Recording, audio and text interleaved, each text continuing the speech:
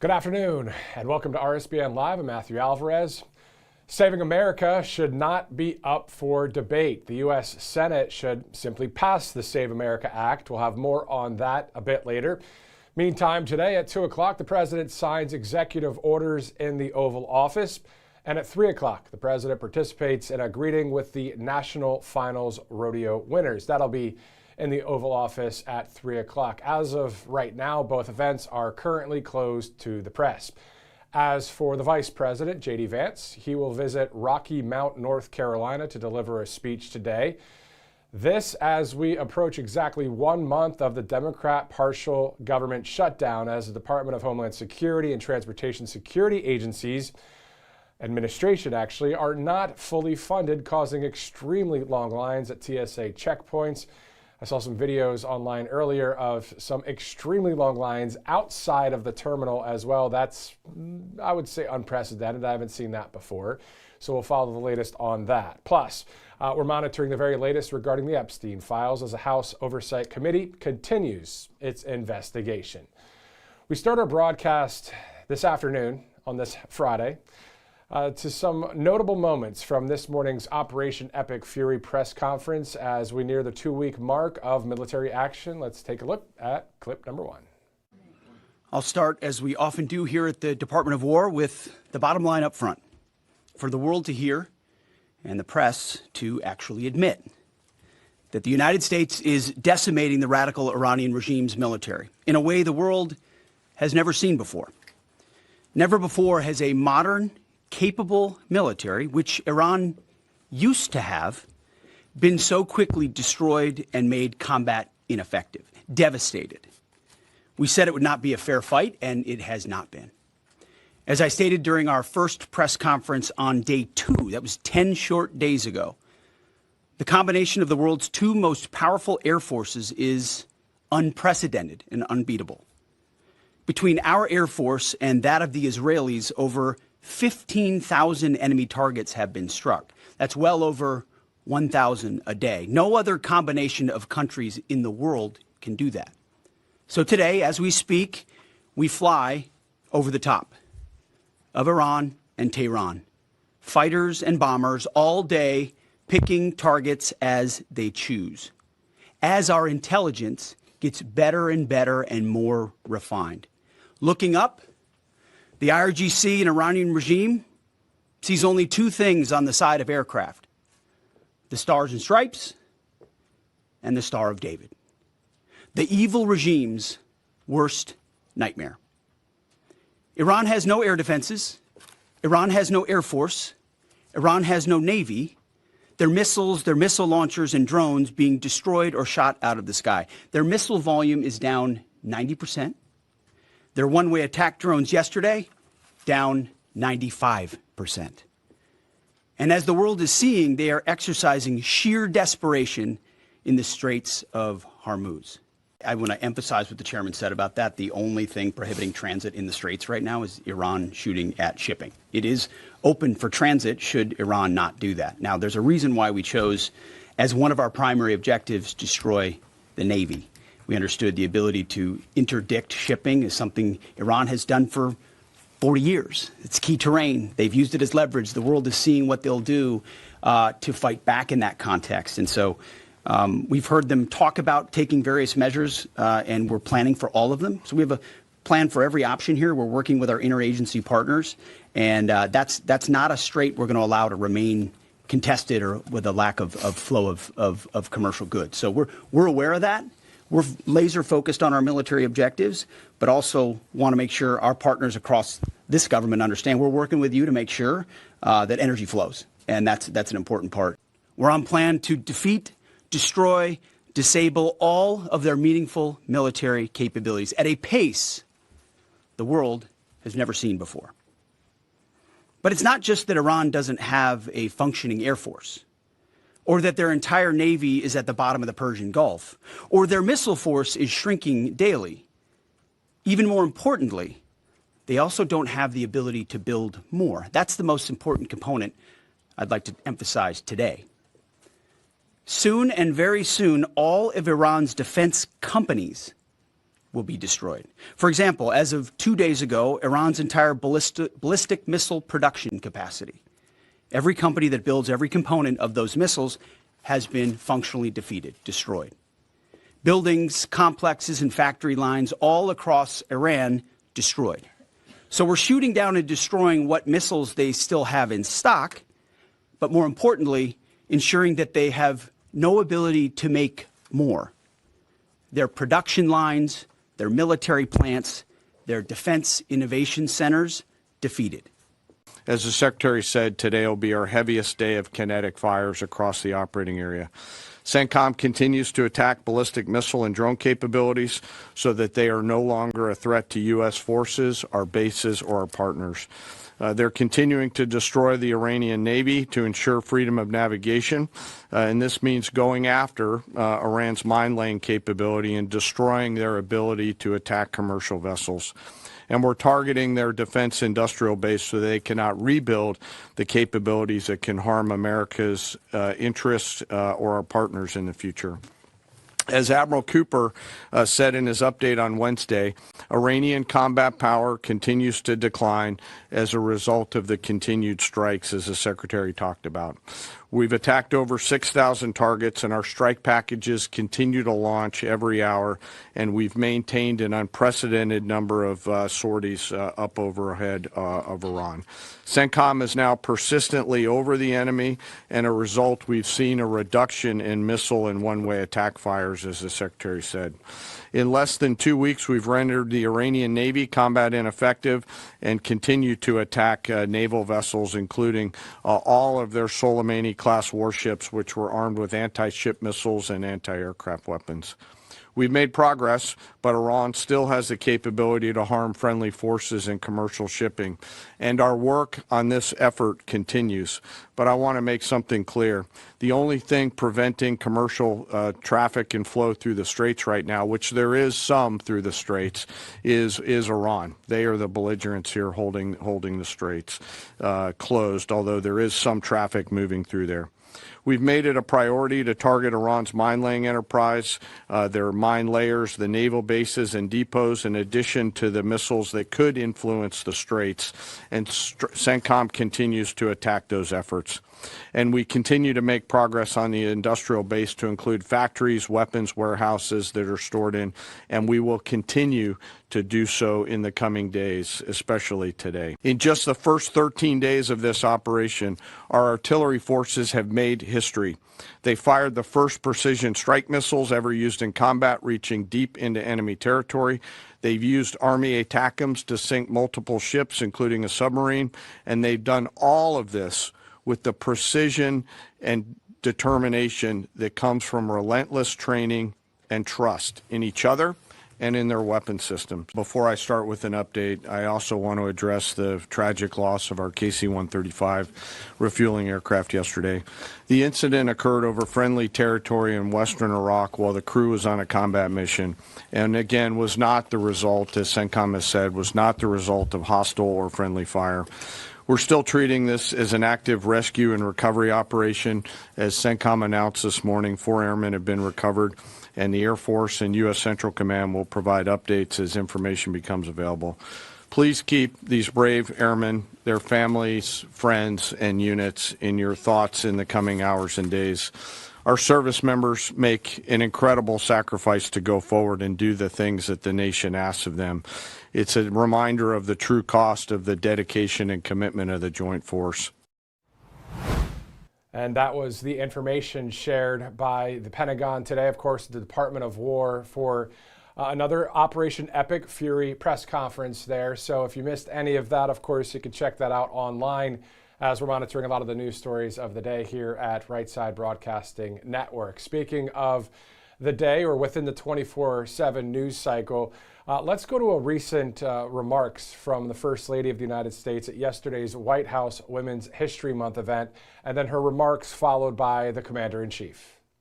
The strength of America is closely tied to the role women play in shaping their children's character, education, and morals.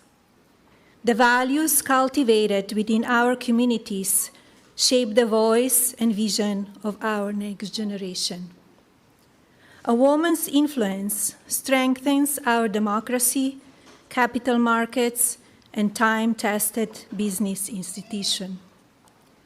Across the country today, women are finding unique ways to balance career ambition and family. We all know these incredible women. They dominate America's workforce now more than ever before. As a visionary, I know success is not born overnight, but rather takes shape after a long and sometimes challenging process.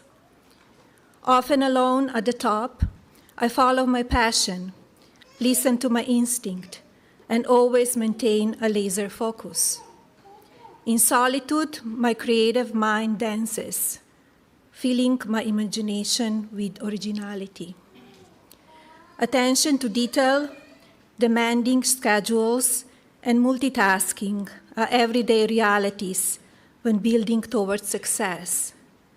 The principle resonates across all my roles as a mother, humanitarian, philanthropist, and entrepreneur. As well as with my new film, where I shaped its creative direction, served as a producer, managed post-production, and activated the marketing campaign. Curiosity is a core value that keeps me ahead of the curve. Curiosity begets knowledge, opening doors to ideas and industry that I have otherwise overlooked. This unrestricted mindset has led me to build across very different sectors: fashion, digital assets, publishing, accessories, skincare, commercial television, and of course, filmmaking. The lessons I learned when launching my earliest ventures, such as how to build a brand, create superior product design, and activate an advertising campaign, remains just as relevant today. Markets evolve, technologies change, but the fundamentals of thoughtful leadership and continuous learning are everlasting. To all of the young women, entrepreneurs, and future leaders, make time for yourself, educate yourself daily, and spread your passion. Be courageous and take risks. Advance your profession through inspiration. Be a bold chief executive while keeping your family, if you choose so, at the center of your nation's future. And now, it is my privilege to introduce our Commander-in-Chief, who throughout his career has demonstrated a strong commitment to promoting women in leadership roles. Please welcome the President, Donald J. Trump.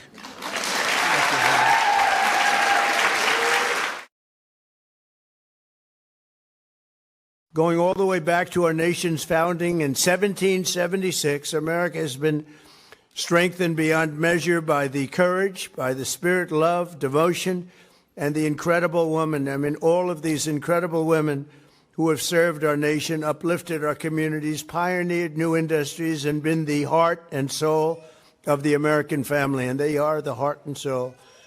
From Martha Washington to Betsy Ross, from Clara Barton to Amelia Earhart, and Rosa Parks to Aretha Franklin, American women have propelled us to even greater heights. And now the Trump administration is working every single day to make America better, safer, and more prosperous for women and men, but much more importantly for women. And they are really the inspiration. All right, so some of the events that you saw right here on Right Side Broadcasting Network just yesterday. We're going to get into some more news of the day as well, as we're tracking a lot of different stories out there. Of course, we started the broadcast going over a number of those stories, including Operation Epic Fury. Let's go to a couple sponsors, but before we get to a sponsor, if you'd like to donate to Right Side, all you have to do is go there, rsbnetwork.com/RSBN, to donate to Right Side as we grow and expand here at the network. A lot of news out there to cover. need a lot of people to do that, and also, of course, expansion throughout the country. So great to have you as a viewer here at Right Side. So just go to rsbnetwork.com/donate. Also, if you'd like to go to MyPillow, another great spot to go to, right? MyPillow.com/RSBN. The Mega Sale 2.0, it's out there for you. Free shipping on a number of great products, as you guys have seen and experienced. I'm sure at least a few of you that are watching right now have some MyPillow products. Maybe a lot of you. You never know, because I know everybody that I know actually has some, so, or at least most people. But anyway, so go to mypillow.com/RSBN, the Mega Sale 2.0, free shipping on a ton of great quality products.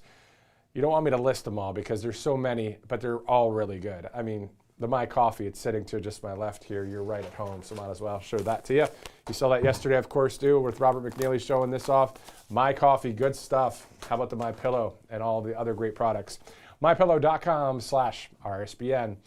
All right, let's move on now. Let's go to just within that 24/7 news cycle. For those of you that missed the president's speech in Kentucky yesterday, let's just go to a few highlights from the White House comms team. Check it out. A very special hello, Kentucky. I love Kentucky. It's great to be back in this beautiful Commonwealth with so many proud, hardworking, unbelievable American patriots. After so many years of politicians who sold out the working men and women of our country, we finally have a president who puts American workers first. So jobs, factories, and new investments are pouring in as they do. We have added 70,000 new construction jobs in just a short period of time, including 8,000 brand new construction jobs in Kentucky. Verse Logistics is investing more than $10 million into expanding its operations this year right here. Incomes are rising, the economy is roaring back, and America is respected again, perhaps respected like never before. We will keep on working, and we will fight, fight, fight, and we will win, win, win.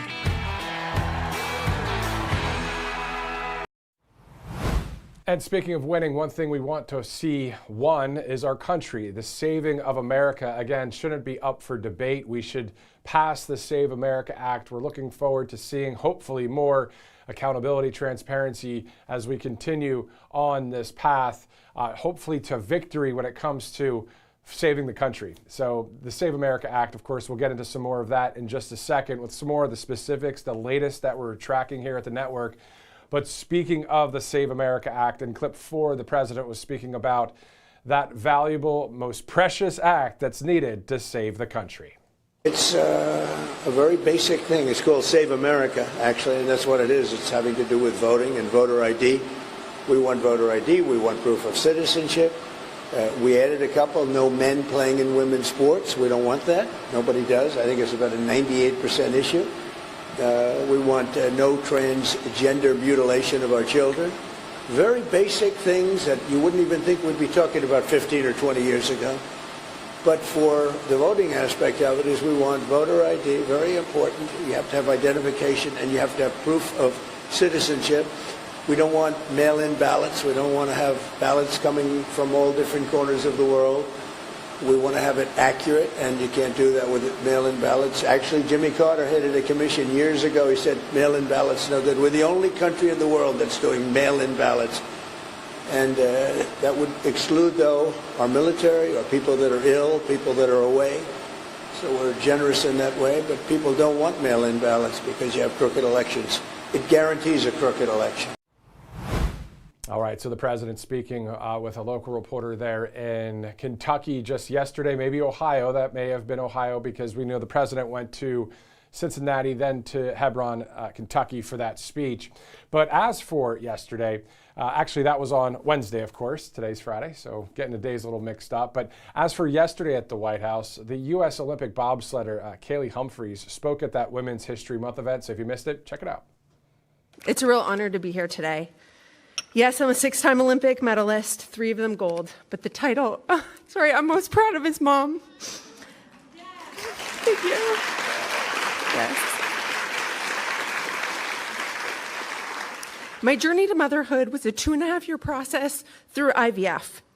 And I was constantly told that as soon as I became a mom, my career in athletics was going to be over. I was never going to reach the Olympic podium again. Mentally, physically, I could never get my body and my mind back. And I think the ultimate way to tell somebody that, you know, they'll never do it, say don't do it, and I'm going to go out and do it. That's just how it goes. The ultimate dream I had was to become a mom and then be able to stand on the Olympic podium. And this year I got to do that with my 1.5-year-old son. Thank you.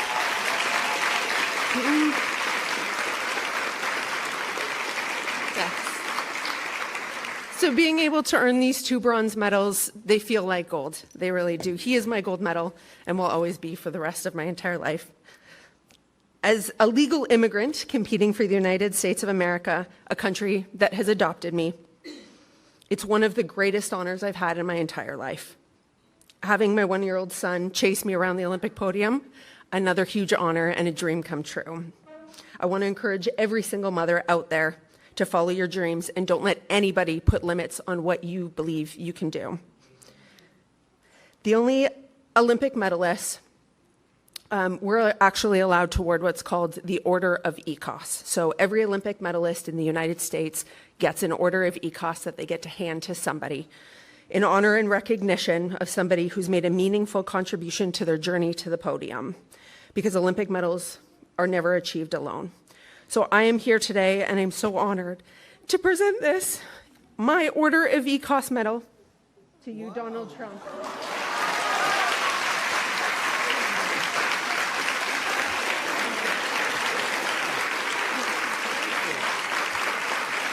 Thank you.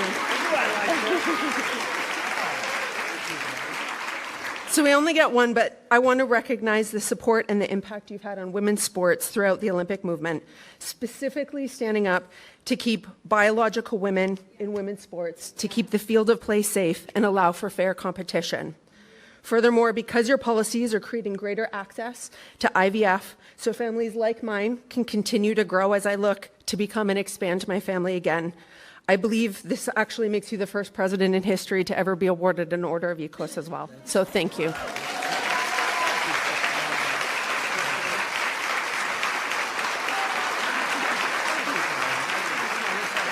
here.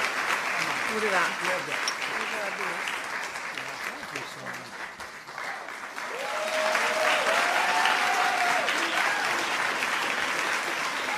Isn't he just the best? He's the best.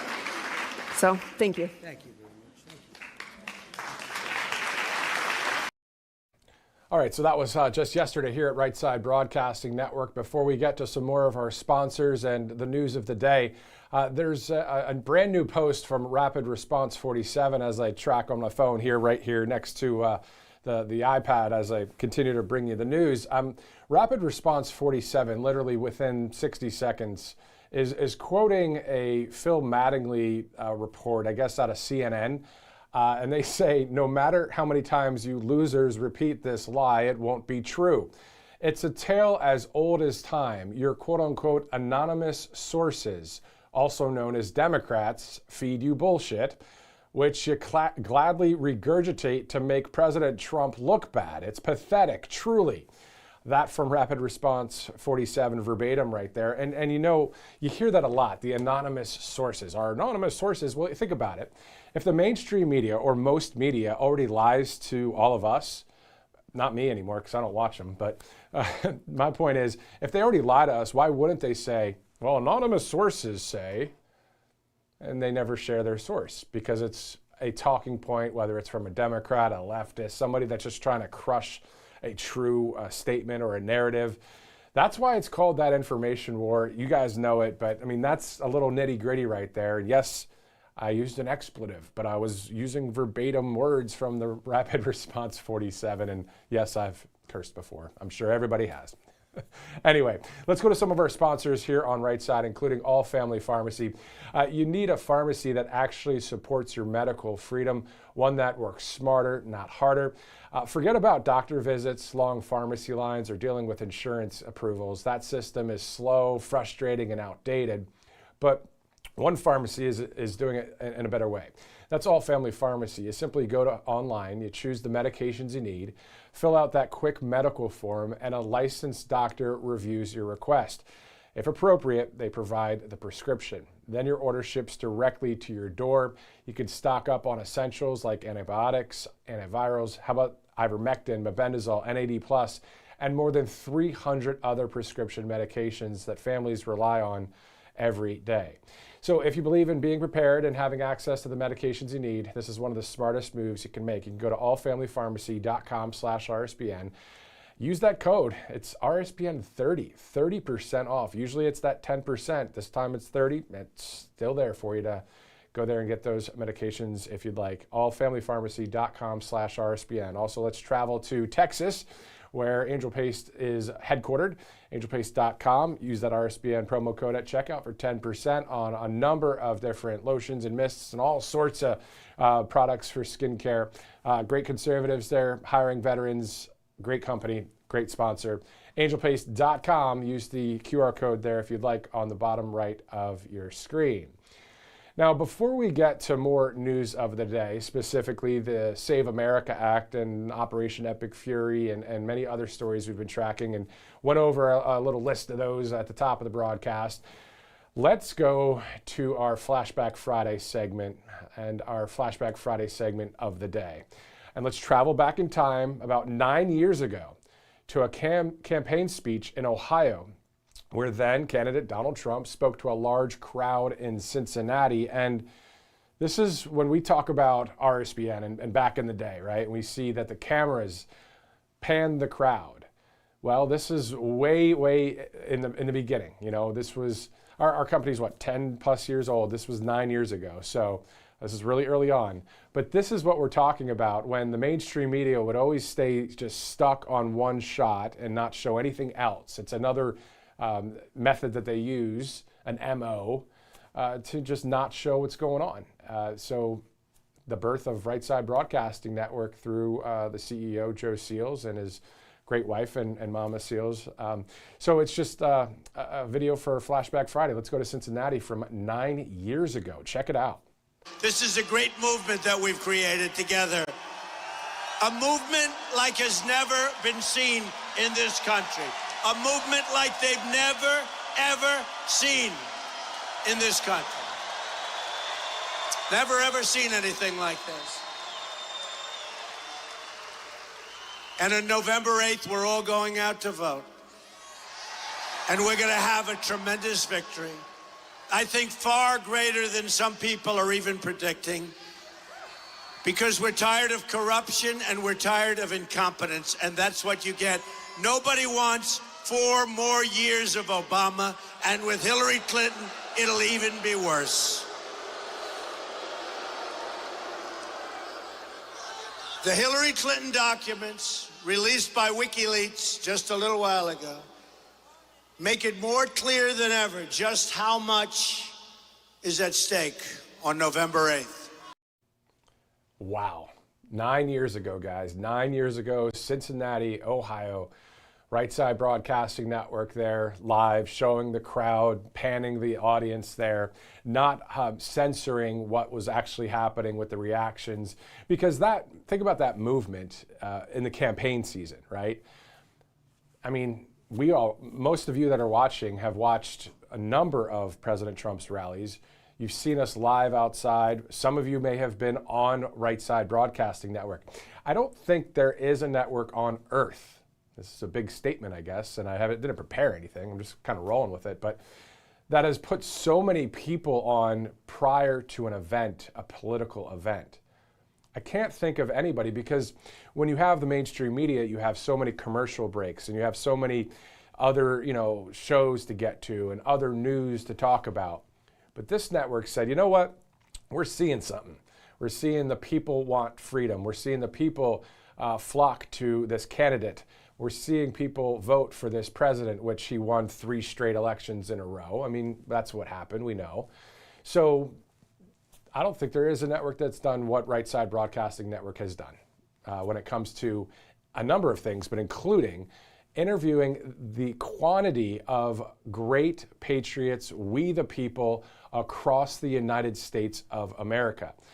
And I've said this before, and I'll say it again, the frequent flyer miles that I'm sure some of the photographers and others have at this network are still very, very high, because it's been a lot of travel and a lot of work, but it's great to continue on in conservative media, conservative news, as we cover so many events here at Right Side Broadcasting Network, political events, obviously live, where every time we can be there, we're there.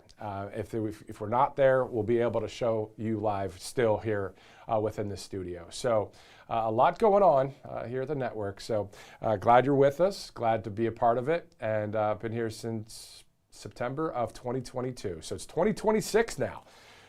Friday, March 13th, 12:30, the bottom of the hour. All right.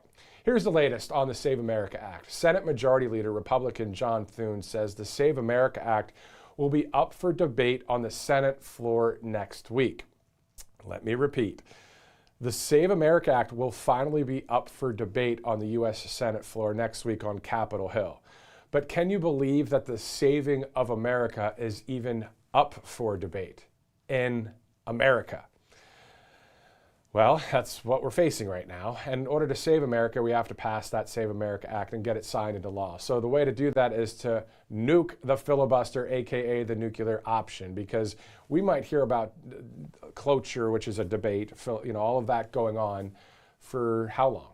Is it going to be 2 days? Is it going to be a week? Is it going to be 5 weeks of back and forth and all the theatrics? But at the end of the day, will there be enough votes?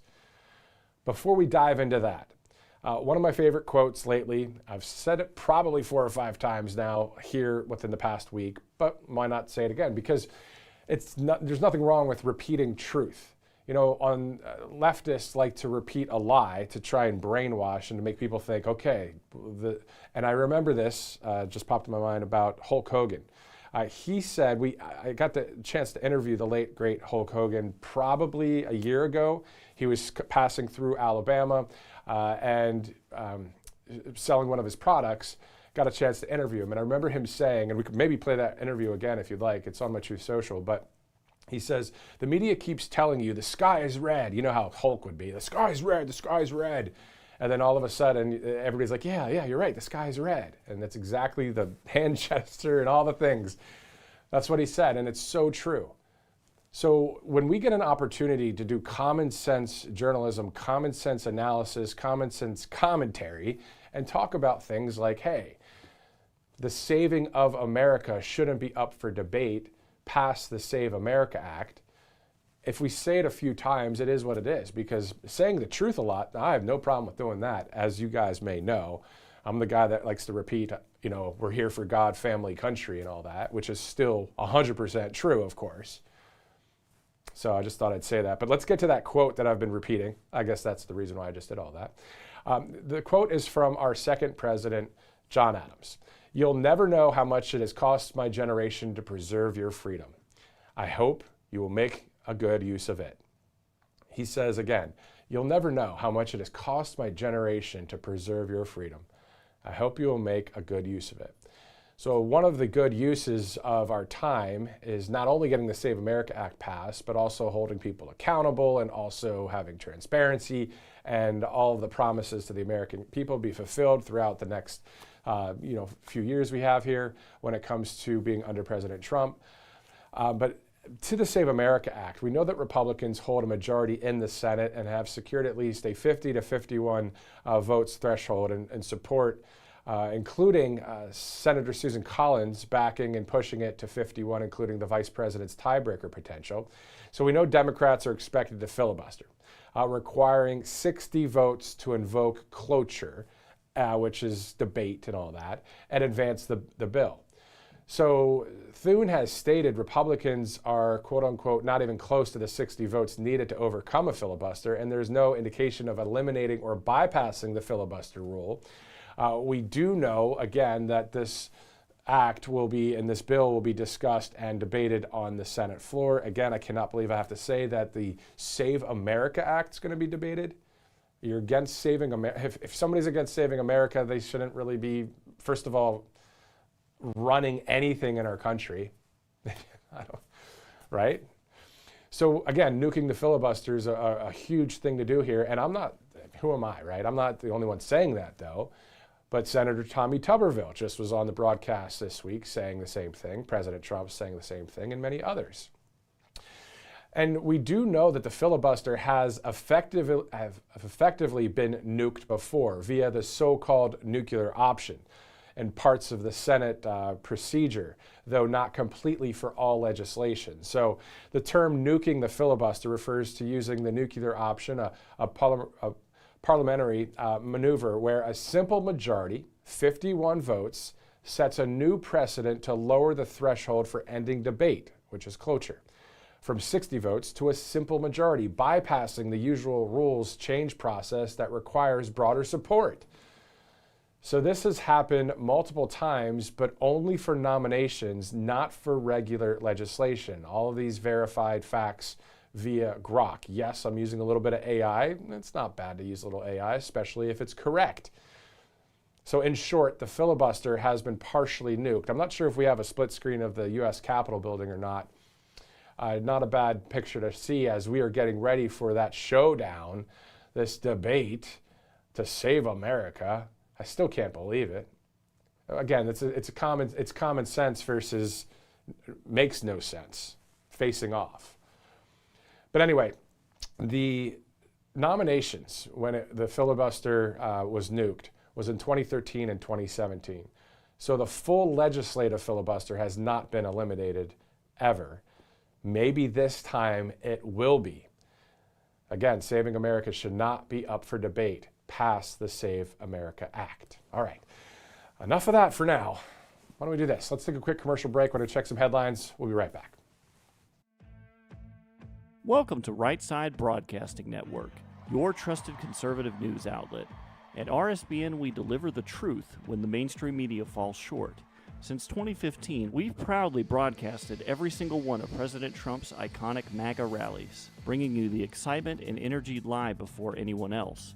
By watching RSBN, you get an unfiltered front row view of the action on the ground. We interview the crowds to give a voice to millions of Americans just like you. We show you President Trump's speeches in their entirety, free from interruptions and censorship. We cover the stories that matter to you with the integrity and passion you deserve. Thank you for choosing RSBN as your home for America First news. Together, we stand strong, united, and informed. So join us and be part of the right side of history. Hey y'all, it's Silk from Diamond and Silk Chit Chat Live. Look, don't forget to watch my show right here at Right Side Broadcasting Network, and I want you to support Right Side Broadcasting Network. It's imperative that you do so, okay? Bye-bye.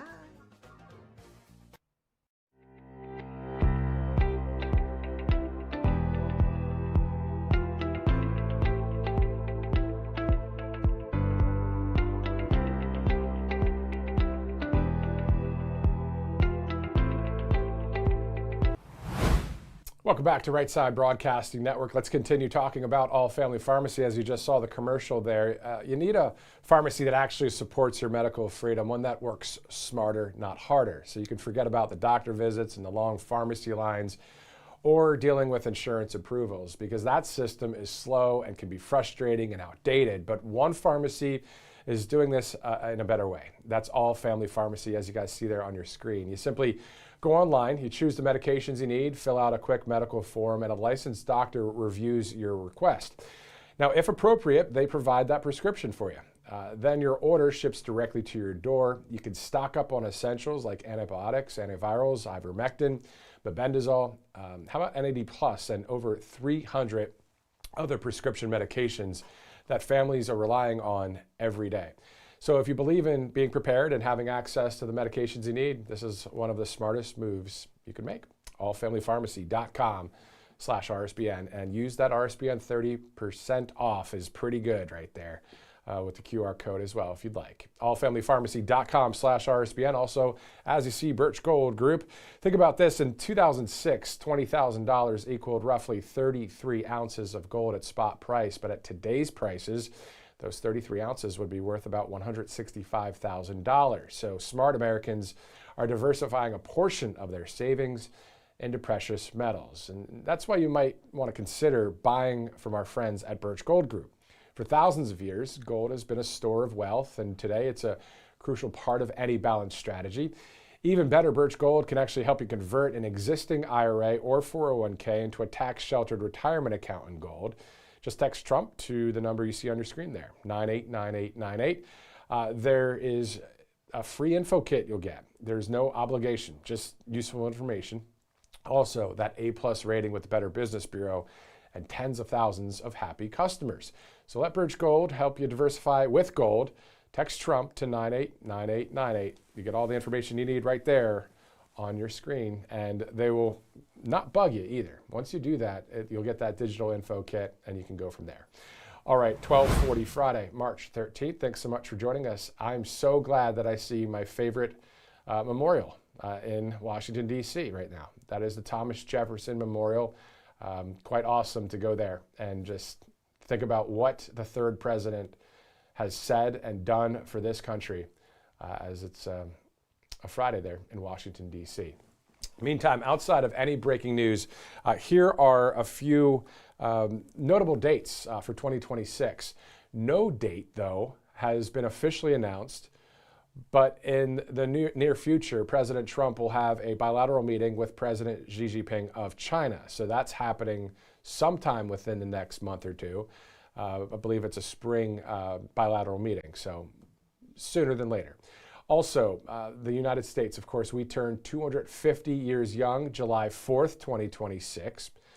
Also yet to be officially announced, there will be a special RNC midterm convention sometime this year. Now, I haven't seen that pulled off the calendar or off the table. This is something that a report that I saw earlier in the year, maybe even last year at the end of the year. So I believe that's still ongoing. So I'm going to keep talking about it and see if there's a date, but there's no date yet. But again, it's an RNC midterm national convention. Instead of through the presidential cycles, it'll be, of course, for the midterms. Speaking of the midterms, that's November 3rd, 2026. And we can have a collective duh, we know that, but at the end of the day, it's always good to remind a few people out there if they're thinking about, hey, when is that midterm election, big election coming up? I know it's a few months away, but still, a lot of primaries going on out there, so let's just obviously get out there and do our part. Also, Right Side Broadcasting Network is proud to partner with our friends at Rumble, the preferred platform here at Right Side. You can watch all of our broadcasts on Rumble. Just download the Rumble app and follow RSBN. Obviously, we're also live right here on YouTube, Facebook, on X, across our platforms, wherever you're watching. We're glad you're here. Thanks so much for doing so. As we continue to monitor various stories that are happening out there. Also, we have a number of live interviews to get to coming up in just a couple minutes, actually.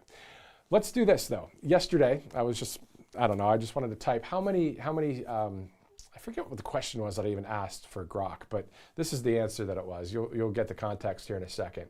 But did you know that the U.S. Census Bureau uses the term incorporated places to refer to legally incorporated municipal entities, which include cities, towns, villages, boroughs, and similar self-governing municipalities? I think what it was something about small towns in America. All I can remember at this point is of all of the incorporated places in the United States, which includes big cities and towns and villages and all of that, there are 19,479 incorporated places in the United States.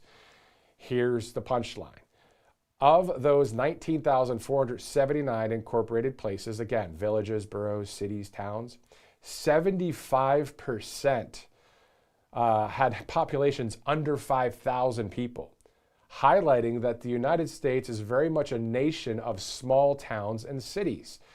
I had no idea that there were 14,603 incorporated places in the United States that had a population of less than 5,000, out of the 19,479 incorporated places in the United States.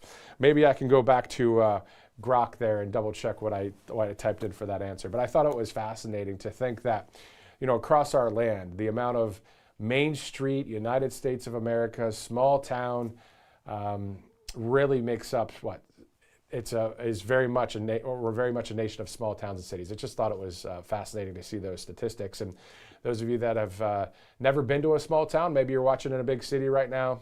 Small towns are awesome, really, really nice to travel to and just enjoy. Of course, been to many big cities across this country, from New York to LA to Seattle to Miami, and I've been to London and Sydney and Australia. I've been all around, I get it.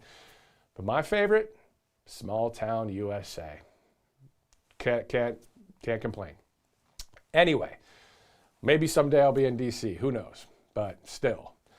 All right, 12:45, Friday, March 13th. Thanks again for live streaming in here on Right Side Broadcasting Network. Again, we're monitoring the Save America Act. We know that it will be on the Senate floor coming up just next week. Also, we know that the president today will be signing executive orders in the Oval Office at 2 o'clock. At 3 o'clock, the president participates in a greeting with the National Finals Rodeo winners in the Oval Office. Both of those events right now, and actually all of the president's events, are currently closed to the press, but that's something that has turned around before, and we were able to take it live. So we'll see if that happens. If not, of course, we have some live interviews coming up, and also we're monitoring the latest here live on Right Side. As for the vice president, J.D. Vance is visiting Rocky Mount, North Carolina today to deliver a speech. And this is as we approach exactly 1 month of the Democrat partial government shutdown, as the Department of Homeland Security and Transportation Security Administration are not fully funded, causing extremely long lines at TSA checkpoints. I saw some videos earlier, you may have seen them too online, where the lines are stretching way outside of the terminal. Have you guys ever seen that before? I haven't. I mean, it's not, you know how you go into the airport, you TSA long line, it maybe past the food court, maybe past the Starbucks or whatever, and you look and you're like, oh man, 40 minutes. Well, how about a lot longer than that? Some of these videos out of Texas, I think I saw one in Austin, way outside of the airport terminal, literally outside, to wait to go across TSA, the checkpoint, because about 100,000 workers in DHS/TSA are not getting paid right now, and I guess obviously that's causing a ton of scheduling problems, and traveling right now is not the easiest thing to do by air. And then on top of that, let's be straight up about it, the Department of Homeland Security, that means there are people that are not getting paid that are part of securing our homeland. And that's the Democrats being like, oh, no worries, no, we don't care about that. It's because we know that they don't care about we the people. But who cares about we the people? God, family, country, all of that. Conservative media, of course. And the people that are in that city, the few, though, that are in that city that really are working on behalf of all of us. And it's great to have Donald Trump over Kamala Harris any day of the week. It's great to see people like Eli Crane out of Arizona, you know? So we have to keep on keeping on. And there's a number of other people, of course, I could talk about. But anyway, that's 12:48, Friday, March 13th. I believe we have a live interview coming up any minute from now here on Right Side Broadcasting Network. Let's go over some of the live interviews that we're looking at here in the back ending hour of our broadcast, as we'll go to about 2 o'clock Eastern today. Unless there's any breaking news, of course, we'll monitor that. So at any minute from now, we'll have the Marine veteran and VetCom CEO, Kate Monroe, join us as she'll break down a ton of stories that are happening out there, what stories that she's been following closely. And then also at about 1:15, the CEO of Latino Wall Street, and he has quite the following on social media. He'll join us to talk about a few things out there. And then also conservative journalist Summer Lane. Summer met President Trump. She wrote so many great articles and still does for Right Side and some other outlets out there. So she'll be joining us to talk about the Save America Act and just get her thoughts about that. So 2 live interviews from California today. And then we'll also have a live interview coming up here in just a minute. So let's take a quick break. We'll be right back here on Right Side Broadcasting Network. Welcome to Right Side Broadcasting Network, your trusted conservative news outlet. At RSBN, we deliver the truth when the mainstream media falls short. Since 2015, we've proudly broadcasted every single one of President Trump's iconic MAGA rallies, bringing you the excitement and energy live before anyone else. By watching RSBN, you get an unfiltered front row view of the action on the ground.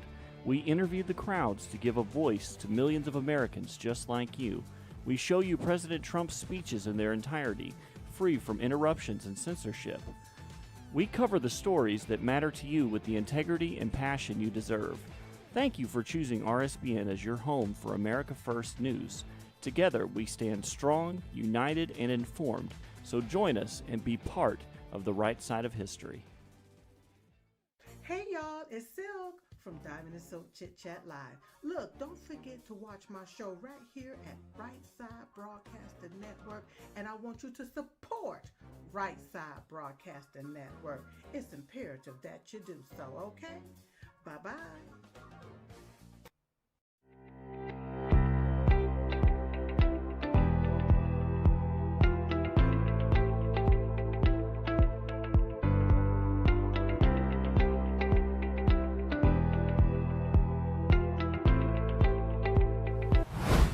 All right, welcome back to Right Side Broadcasting Network, and we will have that Flashback Friday when it comes to the late, great Hulk Hogan. If you were joining us just now, I was talking about earlier an interview with him as he passed through the Alabama region selling one of his products, and got a chance to interview him, and he was talking about the media and how they brainwash and all that. So we're going to play that for you.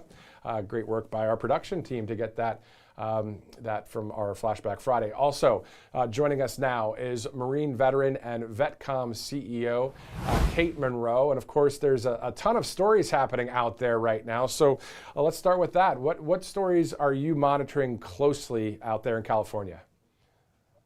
Well, I mean, it's kind of interesting because I serve veterans, and so veterans end up becoming DHS, they become TSA agents, they do a lot of these things that are going unfunded. And so to me, anytime we are making a conscious effort to put American citizens out of work or to have them work in a situation where they are not being paid, that to me is a pretty big story. So that's something that's front of mind because we have veterans calling in, freaking out about not getting paychecks. They're already barely scraping by. Yeah, that's definitely one of them. And can you tell us about VetCom, as you were a CEO with them? Tell us about your company. Yeah, so VetCom's main purpose is to make the VA disability compensation journey easier. There are 14 million veterans that are not collecting any VA disability compensation, even though the VA themselves said if you made a claim, you would likely win anywhere from $170 to $4,000 a month. So our job is to get you into the system, help make your claim with you, support you through it, prepare you for all of your exams. I mean, on top of that, we help save the lives of at least 200 people per month that call us because they can't reach the suicide hotline. We've helped 27,000 people get $12 billion in lifetime income. That's awesome. It's awesome to be able to do a service like that for veterans. Yeah. And you yourself, you're a Marine intelligence officer, right? Can you talk to us about a little bit of your experience as a Marine, and then we can pivot into Operation Epic Fury as well? Yeah, I mean, I was not an officer. I was an enlisted person. I probably should have been an officer because I had already gone to some college, but you know, recruiters need what they need, and they did not illuminate the officer opportunity to me. But being in intelligence is very interesting because the intelligence community is so broad. There's people like me that do signals intelligence, that are intel analysts, then there's people that are linguists, there's people that are attached to radio battalions. There's a lot of people who are in intelligence that are actually attached to force units. They're actually out in the field, these radio recon units. I mean, these are some bad dudes. I mean, a lot of people think, you know, you only hear about Green Berets, you only hear about the SWIC, you only hear about these high-powered dudes, but in reality, a lot of these intel guys have to have the same physical skills coupled with their mentality. That's pretty awesome to see that. And so let's shift over to Operation Epic Fury as we close in on 2 weeks since the operation started. What's your assessment? Are you saying, okay, well, the surgical strikes, the airstrikes are done? Are they done? Actually, they're not done. We know that. But when they will be done, just get out of there, or this may be something longer. Who knows? Well, I want to first address something that's sort of a misnomer. People think that we are at war. We are not at war. You know, a war is a totally different thing than what we are doing now. sadly have been saying death to America forever. They decided to, fire shots in and hurt and kill some of our troops. And there is going to be a massive response, as you can imagine, to something like that.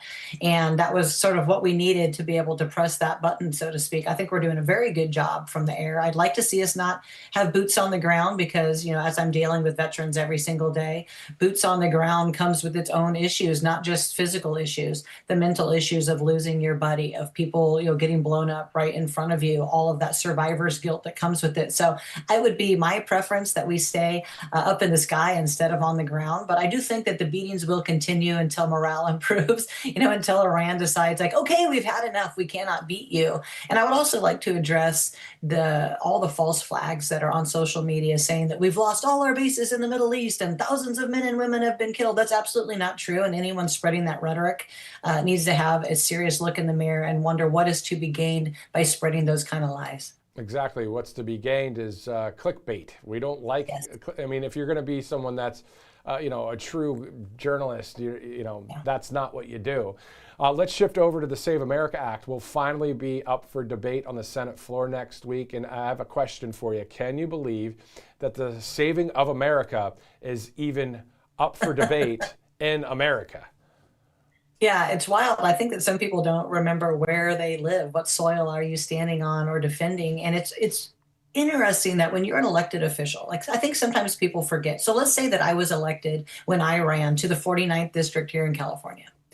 I wasn't just going to represent my ideological matches, right? I wasn't there just to represent all the Republicans. You're there to represent people on both sides. And I think that people forget that when they're elected officials. They only want to keep their own job. They want to do things that's good for only their party, forgetting that they represent the other half of the country as well. So yeah, it's wild to me. I used to really think like everybody was all in it to win it for America, but that's just not the case. Exactly. So, let's fast forward. Let's say it's July 4th. It's the 250th birthday for our country. It's one of those, if the Save America Act doesn't get through, it's like one of those bittersweet things because it's amazing. 250 years young, the greatest nation on earth. Thank God for the United States. We get all of that patriotic pride. Trust me, when I see an American flag at a park, like if I'm with my wife and the baby and I want to take a photo of it or a video because it just looks beautiful in the air. You see what I'm saying? Yeah. But if we can't pass the stinking Save America Act, I'm concerned for the future of our country. Well, quite frankly, if we don't pass it, it says a lot about the state of affairs that we find ourselves in as a country. And you're right. You said we're 250 years young. I think people think, well, we've been here forever. No, we haven't. Compared to the other empires and other countries, we've been here for 5 minutes. Okay. If you look at like all the annals of time, we have been here for a moment, a click, and we just are forcing ourselves sort of death by suicide of our own nation because we are giving up all the things that made us great. I mean, at one point we went to war because somebody taxed our tea. And we had a full-on war. Now it's like, hey, it's open borders, it's homeless, drugs, lawlessness, fraud, waste, and abuse, grift, theft, the Epstein stuff. Like it's just on and on and on. And I guess that's okay now. Because we're this old country of 250 years, we'll never fall. We absolutely will. We are at an event horizon, and this is that event horizon, I think. And then on top of that, having the Save America Act passed, becoming law where you have to show your ID, you have to show proof of citizenship. Again, common sense comparing to the world. So to your point there. And yeah, a number of news stories that you just mentioned there that we've all covered here at the network as well. And it's... I don't see very many people saying, hey, we have to unite anymore because we see that there's just the extreme left and then there's the God-fearing people that are on the other side being like, what the heck is going on with our country? We need to save America. That's why President Trump called it the Save America Act. I mean, this is. Well, I think that people are actually pretty united on this one thing. There was a poll done that said that white, African American, and the Latina community at an 80% rate is for voter ID. I'd say we're pretty united on that one issue. Oh, yeah. Yes, with that issue. Yes, no. But that's the only issues they ask everybody about. See, there's the extreme left and the extreme right. There's two ends to every spectrum. We always want to protect the extreme right, but there's extreme right and extreme left. The 80% really that make up the rest are pretty united on most things like safety and prosperity and our sovereignty and, Americanism. But you never see that because the news doesn't play that. That's and we a great don't point. have those conversations. 100%. And so within that framework, though, the problem is the government over the years, the corruption in all the levels of government, the corruption in media, the corruption in education and all that. We get all that, right?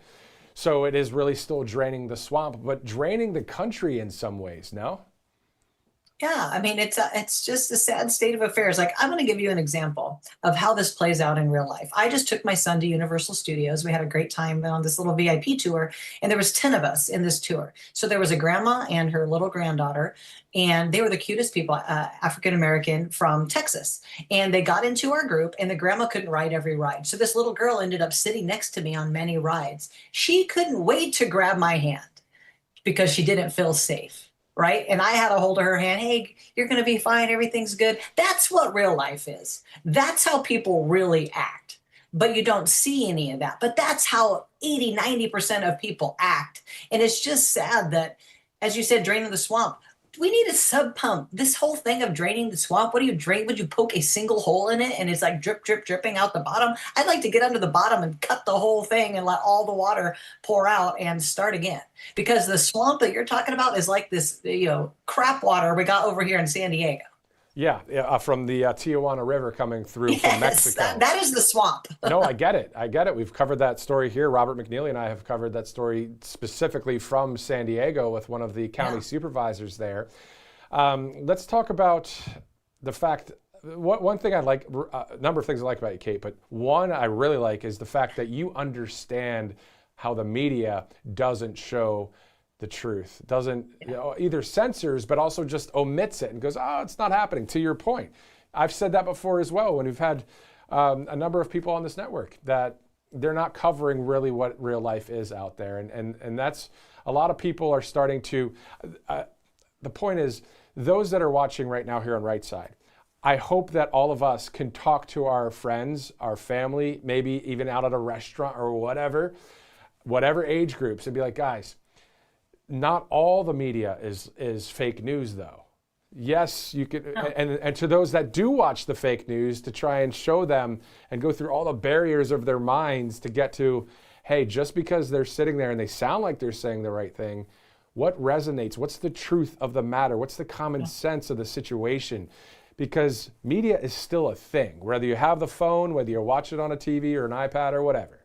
So I don't know, just your thoughts about that. Well, I mean, to me, it's very wag the dog on the mainstream media. And I mean, you would say that, they don't report it correctly or they omit things. ABC just made up that Iran was going to do a drone strike in California. Literally made it up and put it out. And I think in a coordinated effort with Gavin Newsom so he could, employ some powers here in California. But that's okay. Oh, no big deal. You just totally made up the news. It says in the Bible, woe unto you who would use your pulpit to lead people astray. And the bigger that your pulpit is, you should be very careful what you choose to put in the hearts and minds of the people that are watching you, because you have a responsibility to keep people on this side of the earth. And it disgusts me when people use their platform to flat lie to people and instill hate in their hearts. I hate it. As you can tell, this makes me really emotional. It really, really disgusts me that people do this, and that are allowed to do it is even worse. I believe 80 to 90% of the viewers that are watching right now are 100% on board with you and what you just said there, because what you just spoke was 100% truth, to the point that I want to have an awkward pause we're going to do it. Why not? Because we can. We have a little bit of time. But for 5 seconds, we're going to stay quiet and let what you just said literally sink in.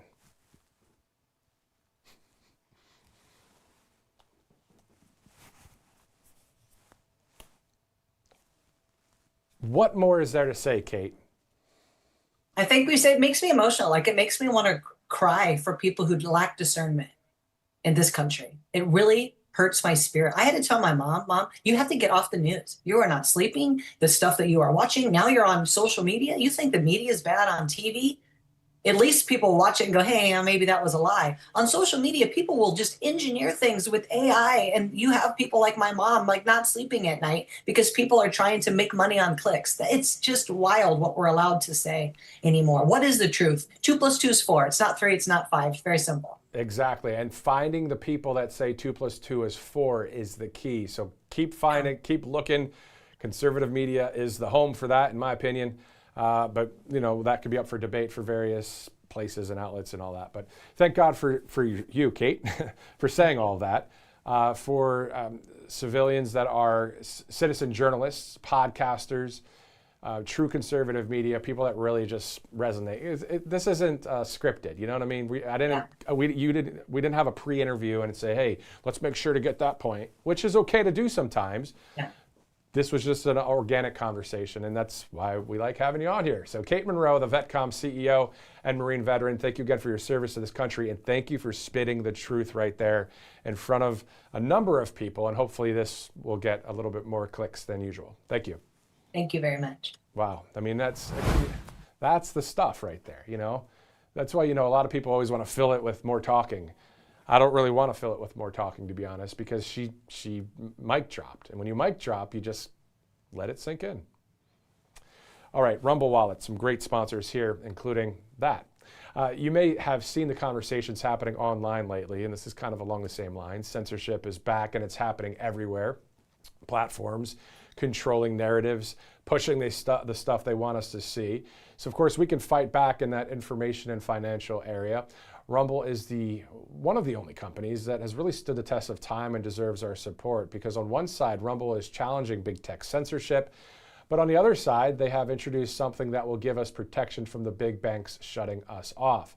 Banks can cancel our accounts and freeze our cards, so that's why Rumble said, you know what, we're launching Rumble Wallet, a wallet that no one can cancel, and a wallet that supporters can use to instantly tip creators like us and others without any middleman taking the cuts. So with Rumble Wallet, you control your money. Not a bank, not a government, not a tech company, not even Rumble can touch it. It's yours, only yours. Yours to protect your future and family. So you can buy and save digital assets like Bitcoin and Tether Gold in one place. Tether Gold is simply real gold on the blockchain with ownership of physical gold bars. It's not only a wallet to buy and save, but it also allows you to support your favorite creators by easily tipping them with a click of a button. So you can support our channel and others out there just by going to wallet.rumble.com or just download the Rumble Wallet in app stores. Rumble Wallet, one of our great sponsors here on Right Side. Also, kalshi.com/RSBN.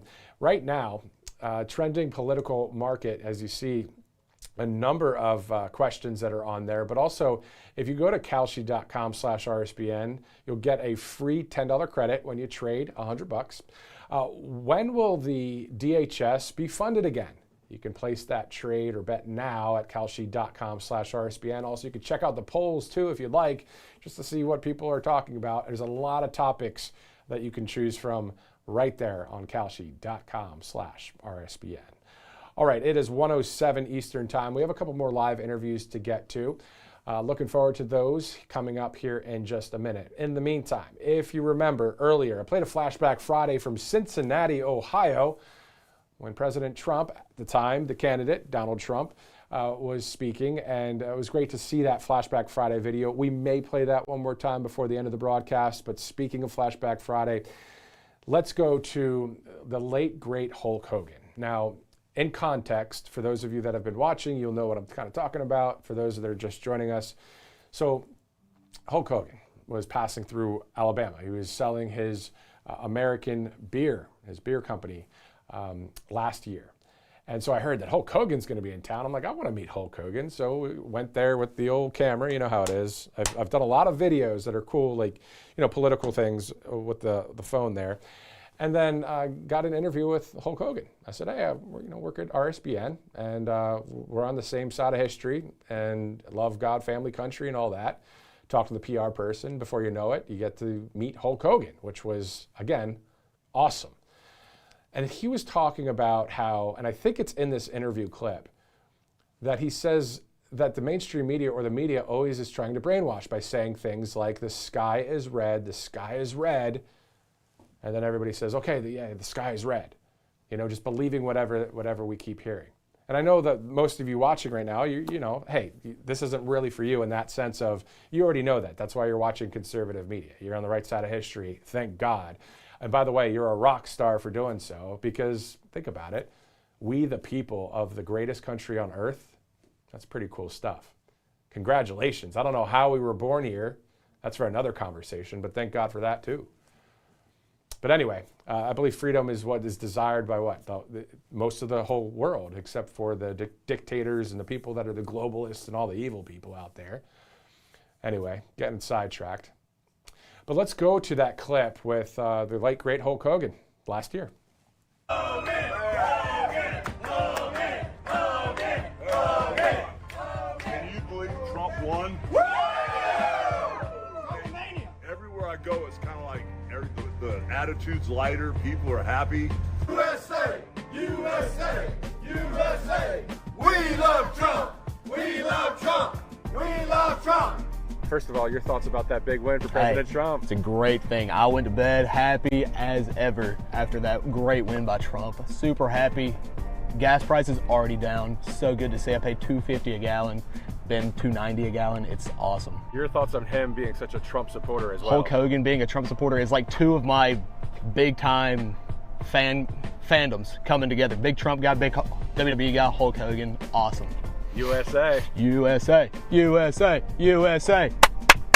USA. USA. USA. USA. USA.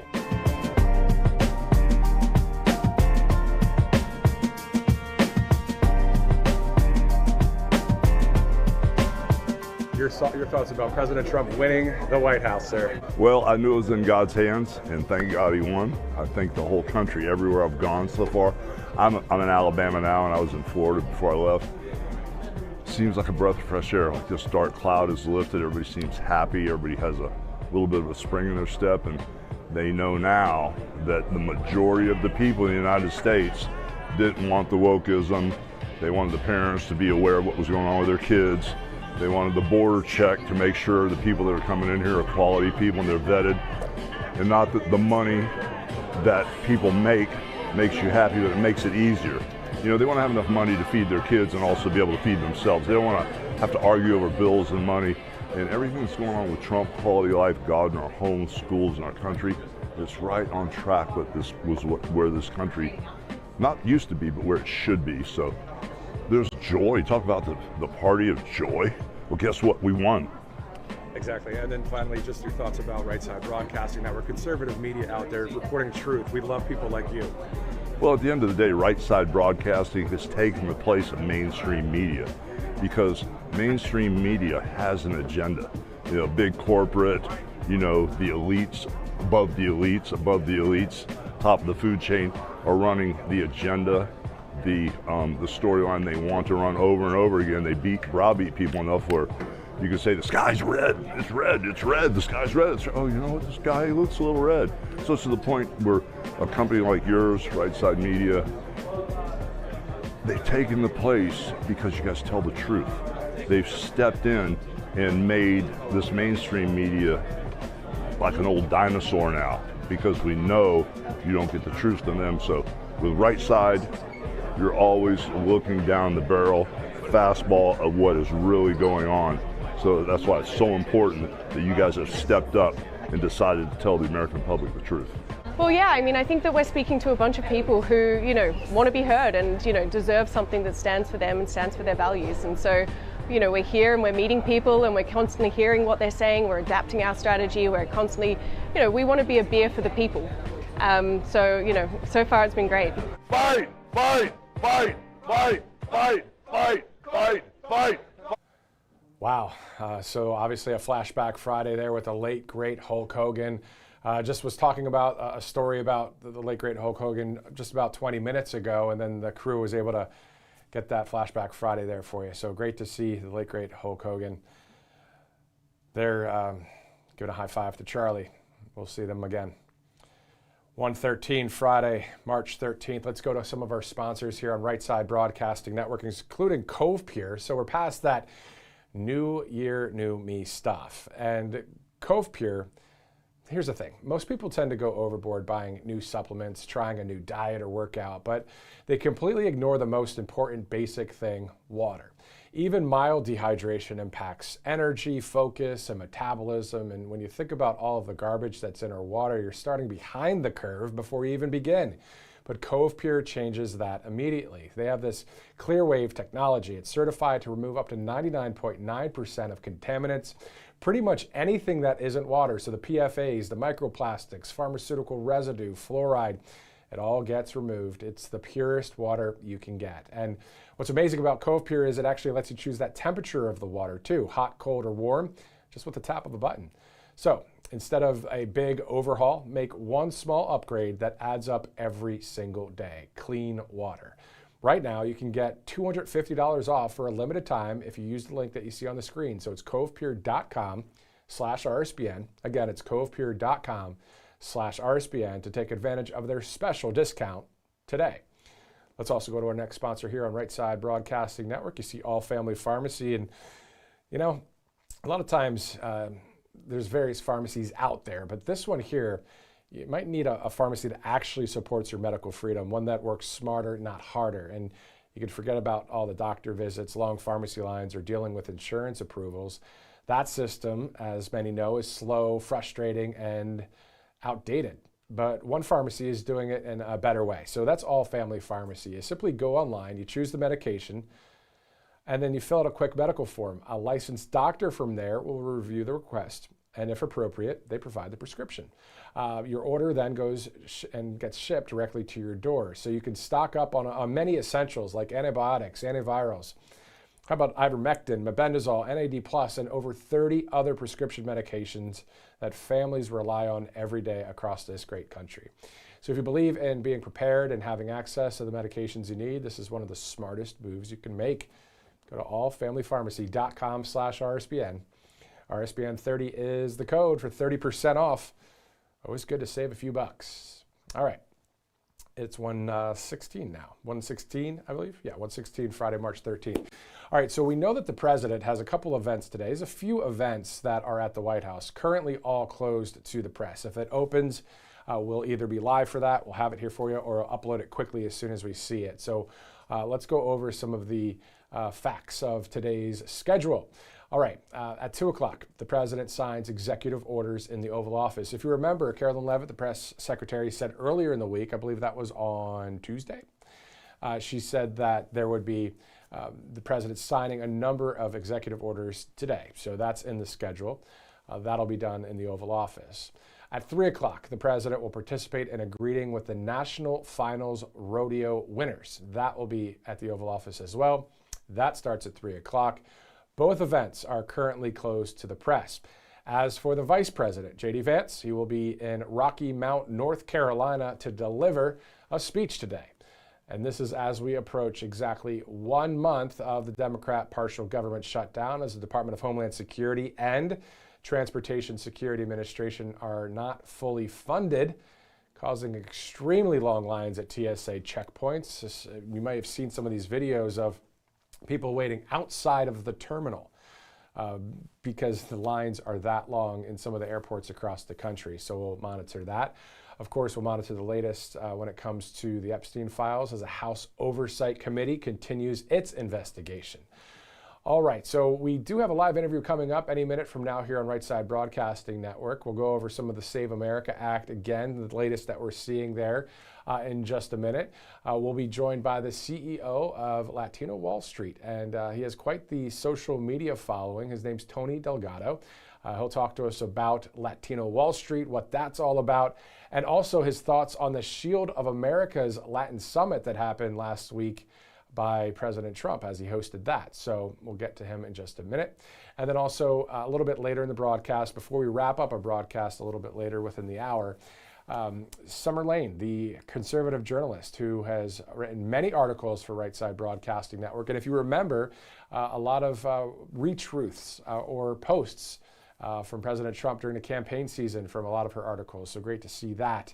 And she also met the Commander-in-Chief. Pretty cool stuff, but we're going to hear from her and get her breakdown on the Save America Act, her thoughts about everything, and also any other stories that she has been covering as a conservative journalist. And man, we need more conservative journalists at every network possible, because that's where the heart of the matter is. People that you can actually understand and trust when it comes to common sense information, stuff that is very basic.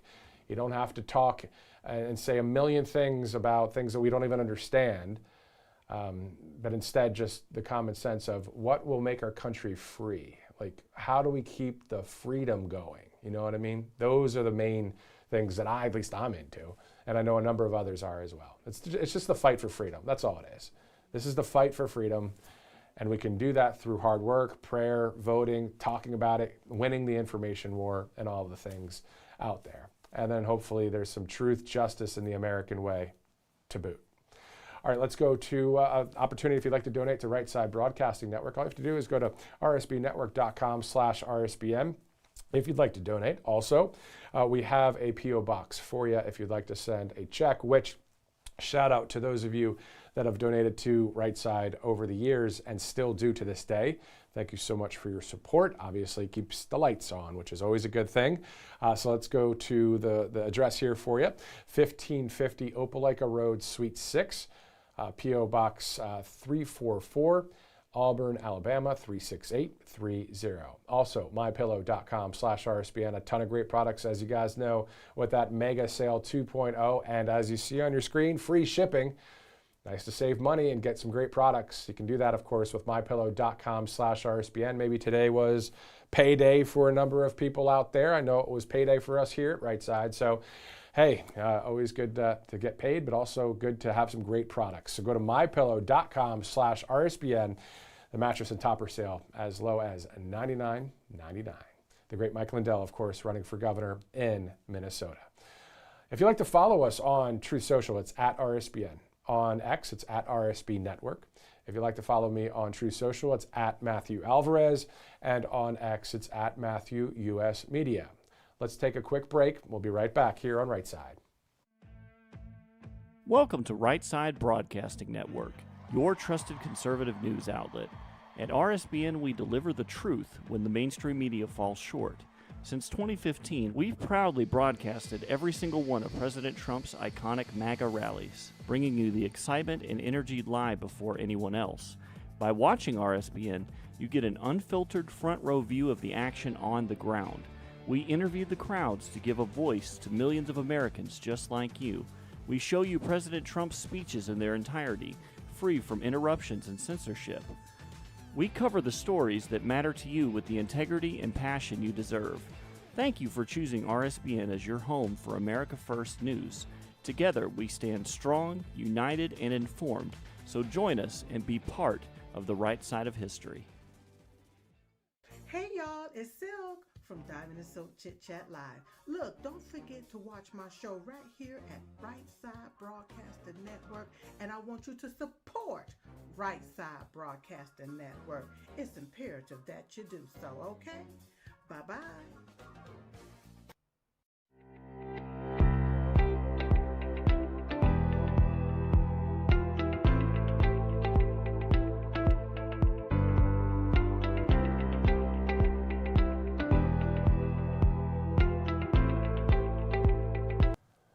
Welcome back to Right Side Broadcasting Network. Thanks again for live streaming on this Friday, March 13th. Isn't it nice to have that extra hour of sunlight? Some people say, oh, I don't know who really, that say, hey, we like it when it's brighter earlier and darker earlier. Anyway, I'm just glad it's daylight savings time. In the meantime, we were tracking the Operation Epic Fury press conference that happened today at the Pentagon. So let's go over some of the notable moments there in clip one. I'll start, as we often do here at the Department of War, with the bottom line up front. For the world to hear and the press to actually admit that the United States is decimating the radical Iranian regime's military in a way the world has never seen before. Never before has a modern, capable military, which Iran used to have, been so quickly destroyed and made combat ineffective, devastated. We said it would not be a fair fight, and it has not been. As I stated during our first press conference on day 2, that was 10 short days ago, the combination of the world's 2 most powerful air forces is unprecedented and unbeatable. Between our Air Force and that of the Israelis, over 15,000 enemy targets have been struck. That's well over 1,000 a day. No other combination of countries in the world can do that. So today, as we speak, we fly over the top of Iran and Tehran. Fighters and bombers all day picking targets as they choose. As our intelligence gets better and better and more refined. Looking up, the IRGC and Iranian regime sees only 2 things on the side of aircraft: the Stars and Stripes and the Star of David. The evil regime's worst nightmare. Iran has no air defenses. Iran has no air force. Iran has no navy. Their missiles, their missile launchers and drones being destroyed or shot out of the sky. Their missile volume is down 90%. Their one-way attack drones yesterday, down 95%. And as the world is seeing, they are exercising sheer desperation in the Straits of Hormuz. I want to emphasize what the chairman said about that. The only thing prohibiting transit in the Straits right now is Iran shooting at shipping. It is open for transit should Iran not do that. Now, there's a reason why we chose, as one of our primary objectives, destroy the Navy. We understood the ability to interdict shipping is something Iran has done for 40 years. It's key terrain. They've used it as leverage. The world is seeing what they'll do to fight back in that context. And so we've heard them talk about taking various measures, and we're planning for all of them. So we have a plan for every option here. We're working with our interagency partners, and that's not a strait we're going to allow to remain contested or with a lack of flow of commercial goods. So we're aware of that. We're laser focused on our military objectives, but also want to make sure our partners across this government understand we're working with you to make sure that energy flows, and that's an important part. We're on plan to defeat, destroy, disable all of their meaningful military capabilities at a pace the world has never seen before. But it's not just that Iran doesn't have a functioning air force, or that their entire navy is at the bottom of the Persian Gulf, or their missile force is shrinking daily. Even more importantly, they also don't have the ability to build more. That's the most important component I'd like to emphasize today. Soon and very soon, all of Iran's defense companies will be destroyed. For example, as of 2 days ago, Iran's entire ballistic missile production capacity, every company that builds every component of those missiles, has been functionally defeated, destroyed. Buildings, complexes, and factory lines all across Iran destroyed. So we're shooting down and destroying what missiles they still have in stock, but more importantly, ensuring that they have no ability to make more. Their production lines, their military plants, their defense innovation centers, defeated. As the Secretary said, today will be our heaviest day of kinetic fires across the operating area. CENTCOM continues to attack ballistic missile and drone capabilities so that they are no longer a threat to U.S. forces, our bases, or our partners. They're continuing to destroy the Iranian Navy to ensure freedom of navigation, and this means going after Iran's mine-laying capability and destroying their ability to attack commercial vessels. And we're targeting their defense industrial base so they cannot rebuild the capabilities that can harm America's interests or our partners in the future.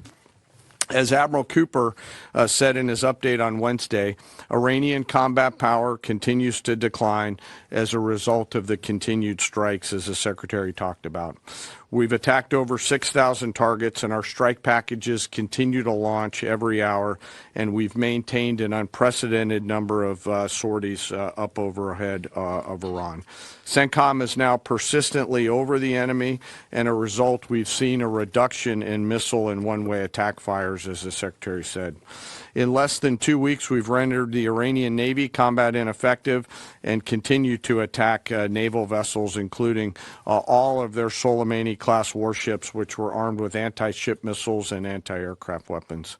We've made progress, but but Iran still has the capability to harm friendly forces in commercial shipping. And our work on this effort continues. But I want to make something clear.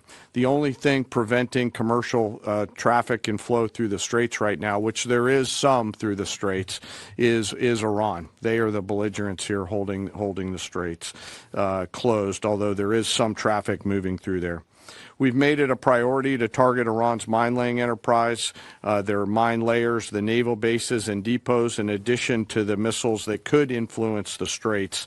And CENTCOM continues to attack those efforts.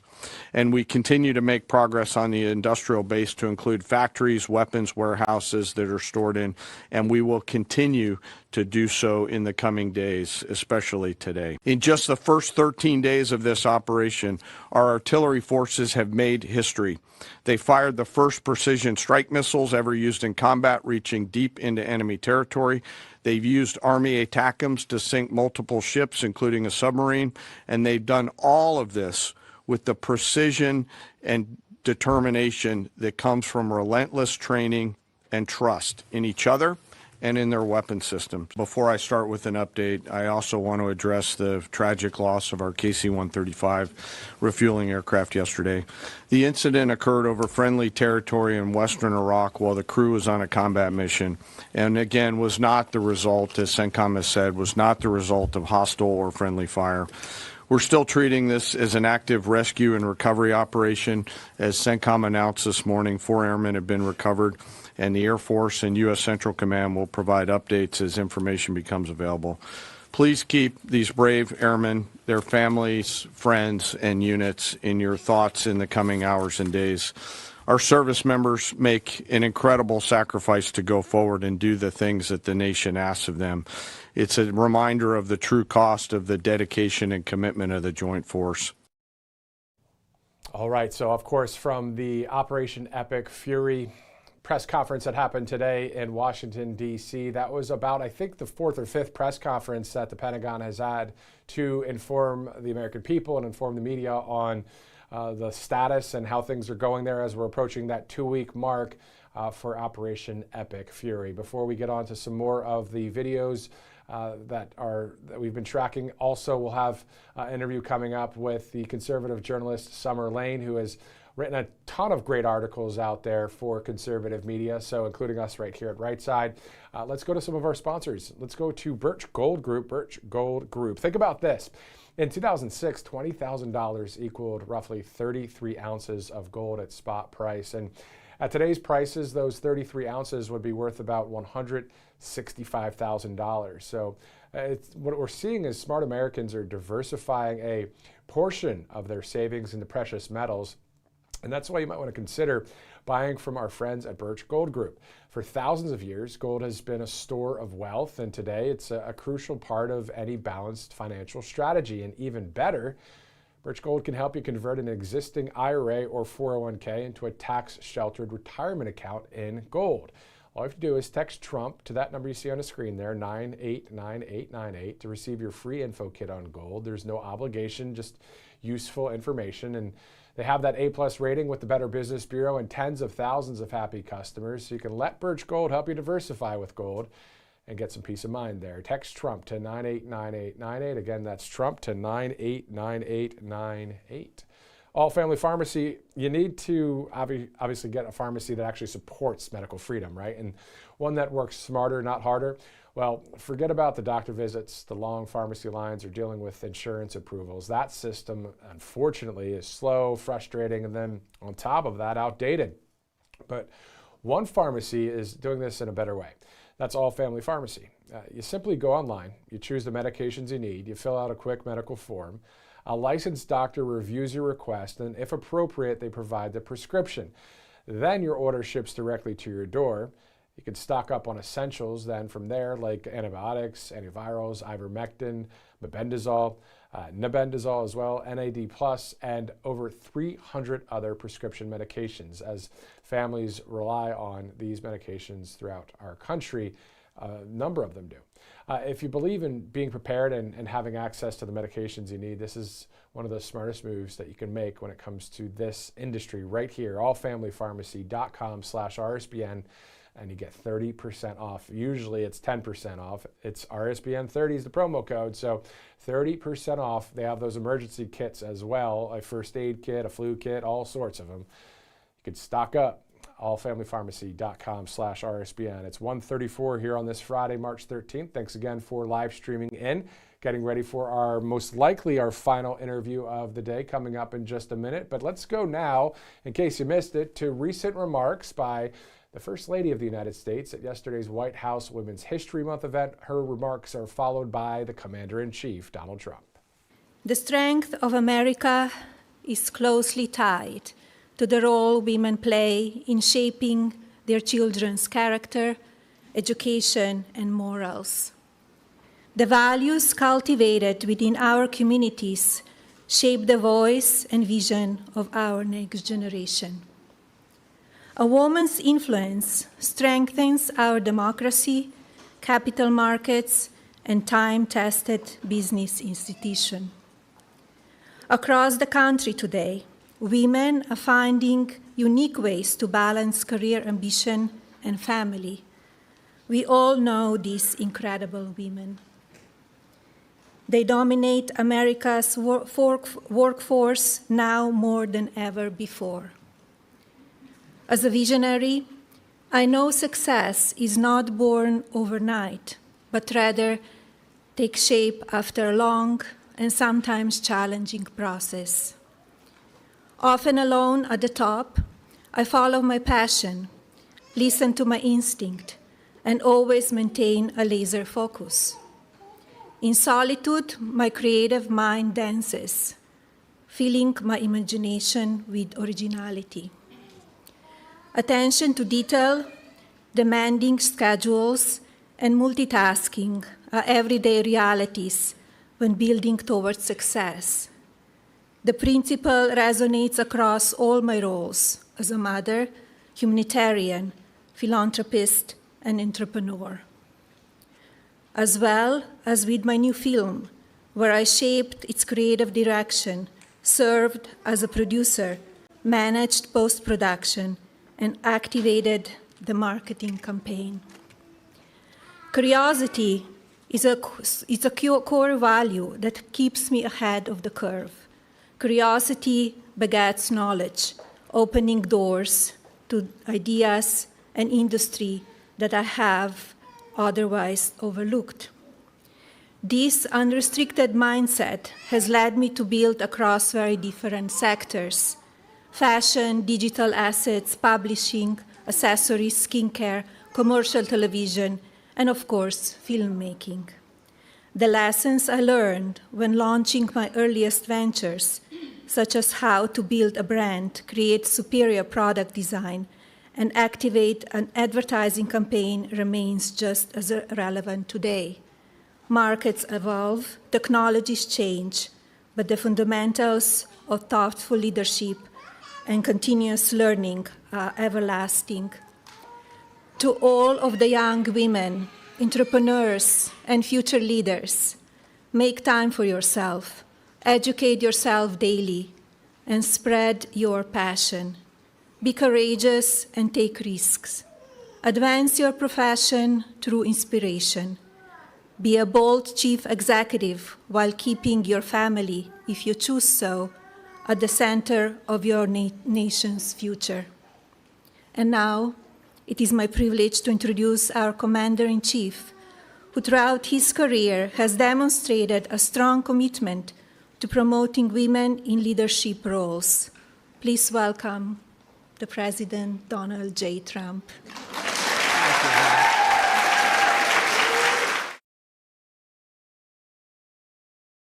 Going all the way back to our nation's founding in 1776, America has been strengthened beyond measure by the courage, by the spirit, love, devotion, and the incredible woman. I mean, all of these incredible women who have served our nation, uplifted our communities, pioneered new industries, and been the heart and soul of the American family. And they are the heart and soul. From Martha Washington to Betsy Ross, from Clara Barton to Amelia Earhart, and Rosa Parks to Aretha Franklin, American women have propelled us to even greater heights. And now The Trump administration is working every single day to make America better, safer, and more prosperous for women and men, but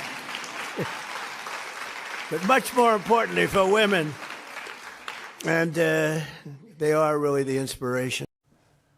And you saw the president right there. Speaking of President Trump, he and Jake Paul actually did a sit-down interview in Kentucky yesterday, I believe after the speech. That being posted right now by Rapid Response 47. Our crew is getting a couple of those clips together. We'll air that here in just a second, and also go to our live interview coming up before we wrap up our broadcast for this Friday. But let's go to Rumble Wallet, a great sponsor here at Right Side. Of course, always great to be airing on Rumble as well here.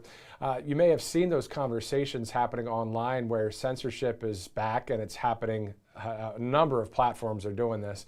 They're controlling narratives and pushing this stuff they just want us to see. So we could fight back in the financial and information arena, because Rumble's the only company that has really stood the test of time and deserves our support. And on one side, Rumble is challenging big tech censorship, but on the other side, they have introduced something that will give us protection from the big banks shutting us off. As some of you may know, banks can actually cancel our accounts and freeze our cards. So that's why Rumble has launched Rumble Wallet. It's a wallet that no one can cancel, and a wallet that supporters can use to instantly tip creators like us without any middleman taking the cut. So Rumble Wallet, with that, you can control your money. Not a bank, not a government, not a tech company, not even Rumble can touch it. So it's yours and only yours. Yours to protect your future and your family. So you can buy and save digital assets like Bitcoin and Tether Gold in one place. Tether Gold is that real gold on the blockchain with ownership of physical gold bars. And it's not only a wallet to buy and save, but it also allows you to support your favorite creators like us and others out there with a click of a button. So there's no fees when you tip our channel and others as well. And we actually receive that tip instantly, like unlike the other platforms where we have to wait for those payouts. So you can support our show and others out there by clicking the tip button on the RSBN Rumble channel. You can also go to wallet.rumble.com and take that step away from the big banks by opening an account. And also on your various Google Play and App stores, of course, you can just type in Rumble Wallet and download the app as well. Get started on it. Check it out.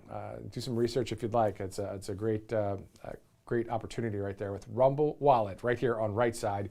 Also, one other sponsor before we move on with some more videos and more of Flashback Friday segment, Kalshi.com/RSBN. Of course, there's a lot of different topics as well that you can check out if you'd like here on Right Side. So let's go through some of those that we're seeing here. First of all, if you go to Kalshi.com/RSBN, you'll get a free $10 credit when you trade $100. And also, when will DHS be funded again is one of the things that people are betting, trading, and checking out polls on. Well, you can place that trade now if you'd like. Kalshi.com/RSBN. Great sponsor here at Right Side. More than 1 million users already on Kalshi, and there's all sorts of topics that people are talking about and checking out there. So you can too if you'd like. Kalshi.com/RSBN. All right, let's go to our next live interview here on Right Side Broadcasting Network as we get ready. Oh, got it. Okay.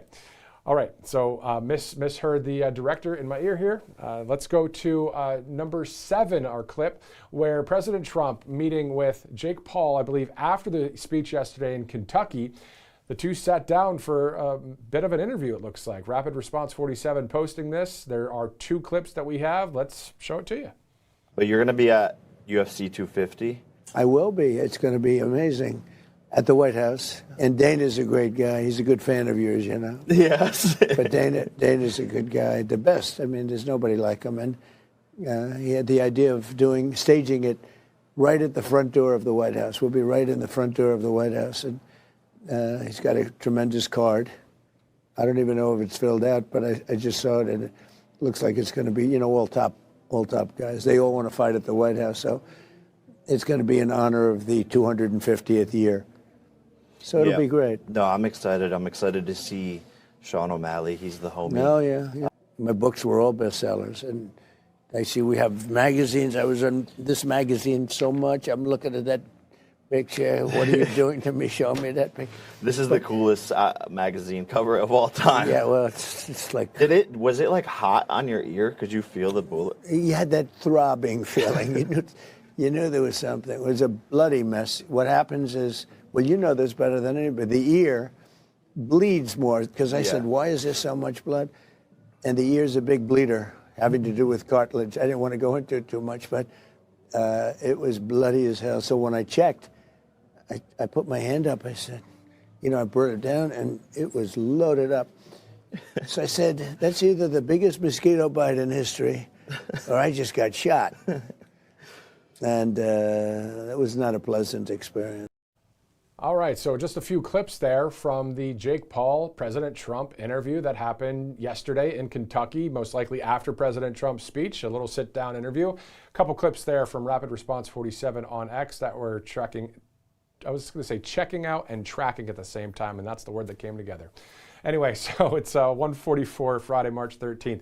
What we're going to do is this. We're going to go over some of the president's schedule today. Again, most of it, actually all of it, is closed press. So what that is at 2 o'clock, the president is signing executive orders in the Oval Office. Also, at 2 o'clock Eastern, the Vice President, J.D. Vance, is scheduled to speak in Rocky Mount, North Carolina. So we may be carrying that speech live right here on Right Side for you to check out.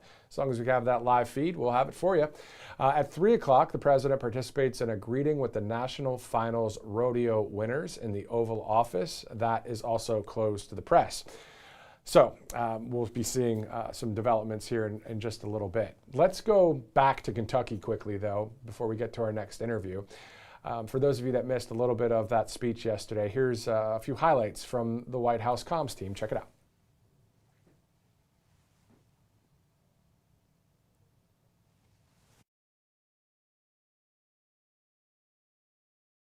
It's a real honor to be here today. Yes, I'm a 6-time Olympic medalist, 3 of them gold, but the title, I'm most proud of his mom. Thank you. Yes. My journey to motherhood was a 2.5-year process through IVF. And I was constantly told that as soon as I became a mom, my career in athletics was going to be over. I was never going to reach the Olympic podium again. Mentally, physically, I could never get my body and my mind back. And I think the ultimate way to tell somebody that, you know, they'll never do it, say don't do it, and I'm going to go out and do it. That's just how it goes. The ultimate dream I had was to become a mom and then be able to stand on the Olympic podium. And this year I got to do that with my 1.5-year-old son. Thank you.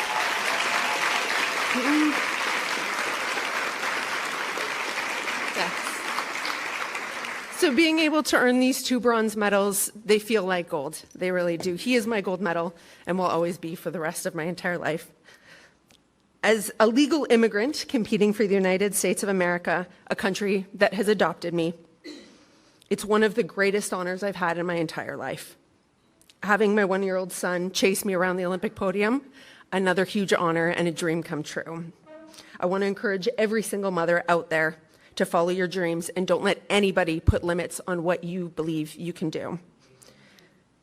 The only Olympic medalists we're actually allowed to award what's called the Order of ECOS. So every Olympic medalist in the United States gets an Order of ECOS that they get to hand to somebody in honor and recognition of somebody who's made a meaningful contribution to their journey to the podium, because Olympic medals are never achieved alone. So I am here today, and I'm so honored to present this, my Order of ECOS medal, to you, Donald Trump.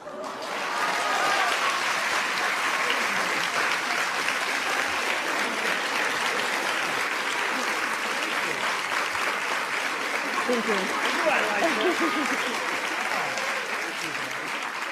So we only get one, but I want to recognize the support and the impact you've had on women's sports throughout the Olympic movement, specifically standing up to keep biological women in women's sports, to keep the field of play safe and allow for fair competition. Furthermore, because your policies are creating greater access to IVF, so families like mine can continue to grow as I look to become and expand my family again, I believe this actually makes you the first president in history to ever be awarded an Order of ECOS as well. So thank you.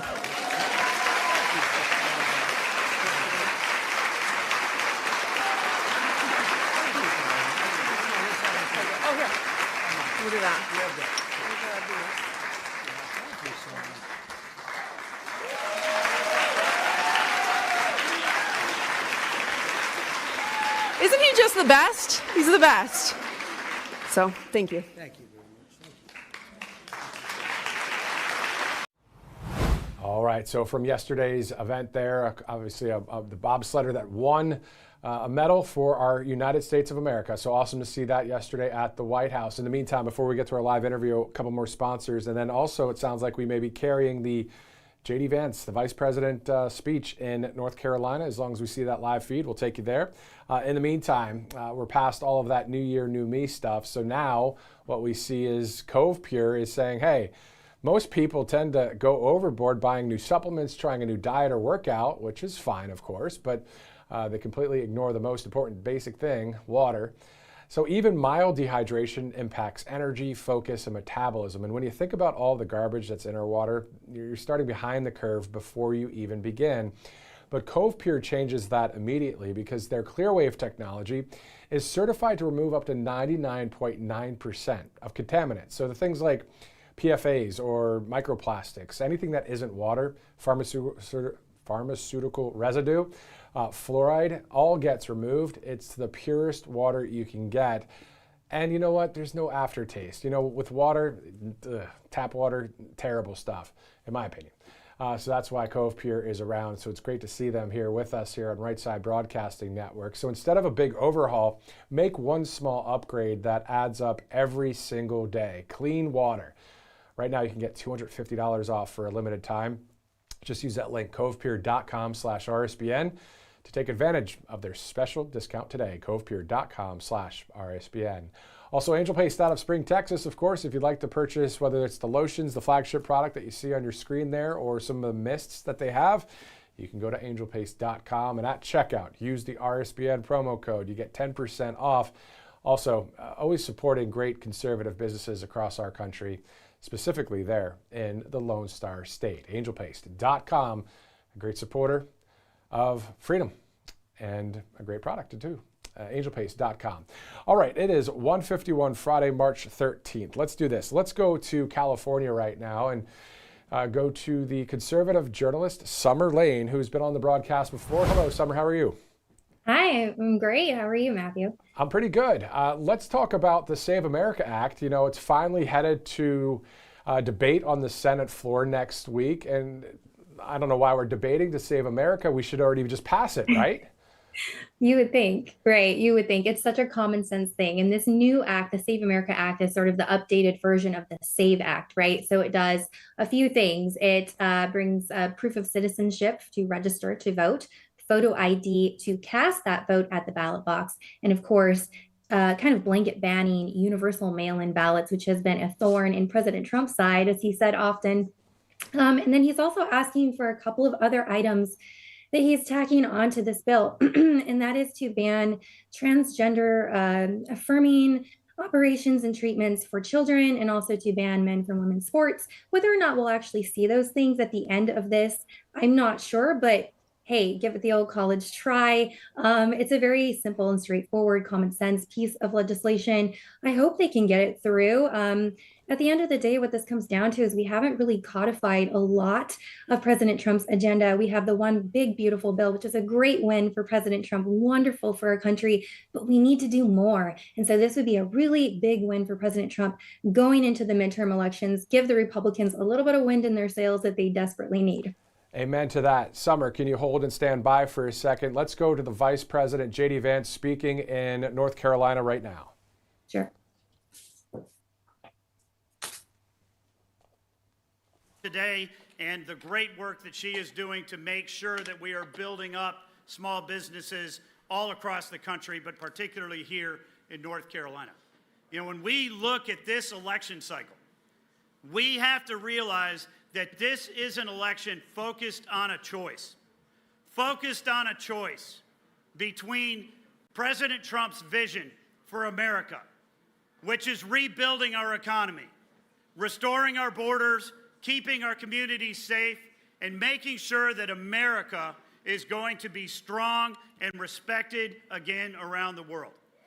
Or do we want to go back to the Democrat platform that we saw over the previous 4 years of open borders, inflationary spending, and a woke, weak America? We do not want to go back to Joe Biden's America. We do not want to go back to Roy Cooper's North Carolina. We want jobs. We want economic growth. We want bigger paychecks. We want lower prices. We want safe communities and safe kids. And we want the men and women in uniform from North Carolina who are protecting our interests and our allies around the world to have everything that they need to carry out their mission. In fact,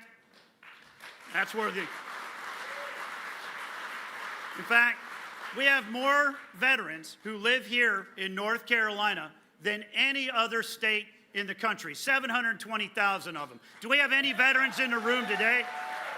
Thank you.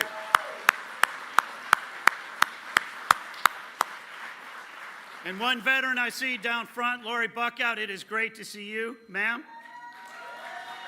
She's going to do an absolutely fantastic job representing us in Congress and making sure to represent all of our men and women in uniform as well as our veterans. Lori, thank you and congratulations.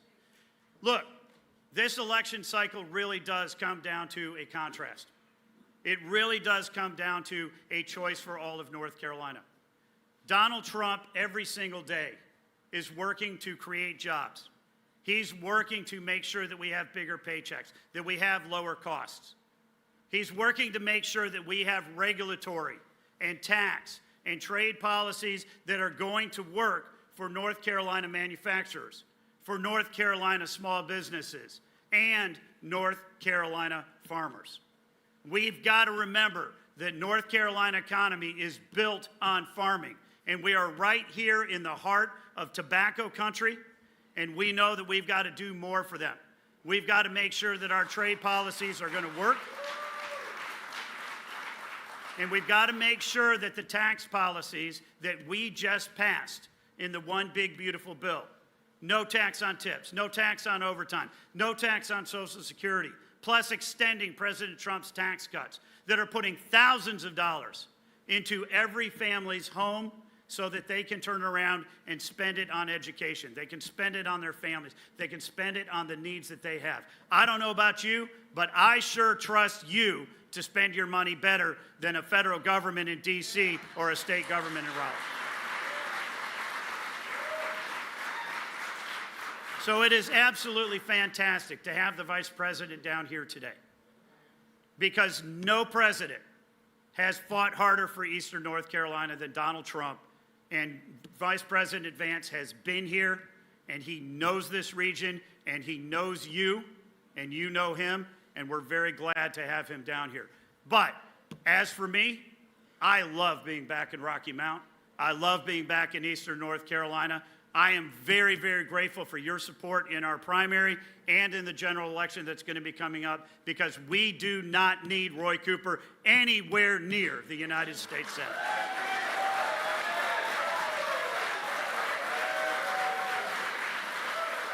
We do not need a card-carrying member of the woke mob. We do not need to be represented by somebody who is the most soft-on-crime governor in the history of North Carolina, who has never seen a dollar that he didn't want to tax or spend, and who is not going to fight for your interests. He is going to fight every day for San Francisco and New York and Chicago.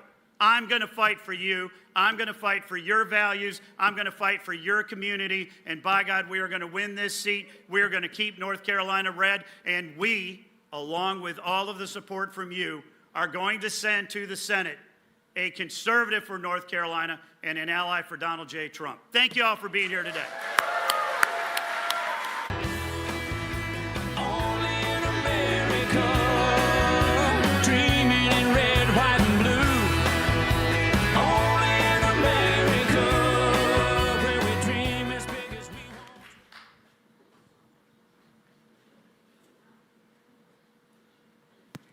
Ladies and gentlemen, please welcome to the stage Small Business Administrator Kelly Loeffler. Good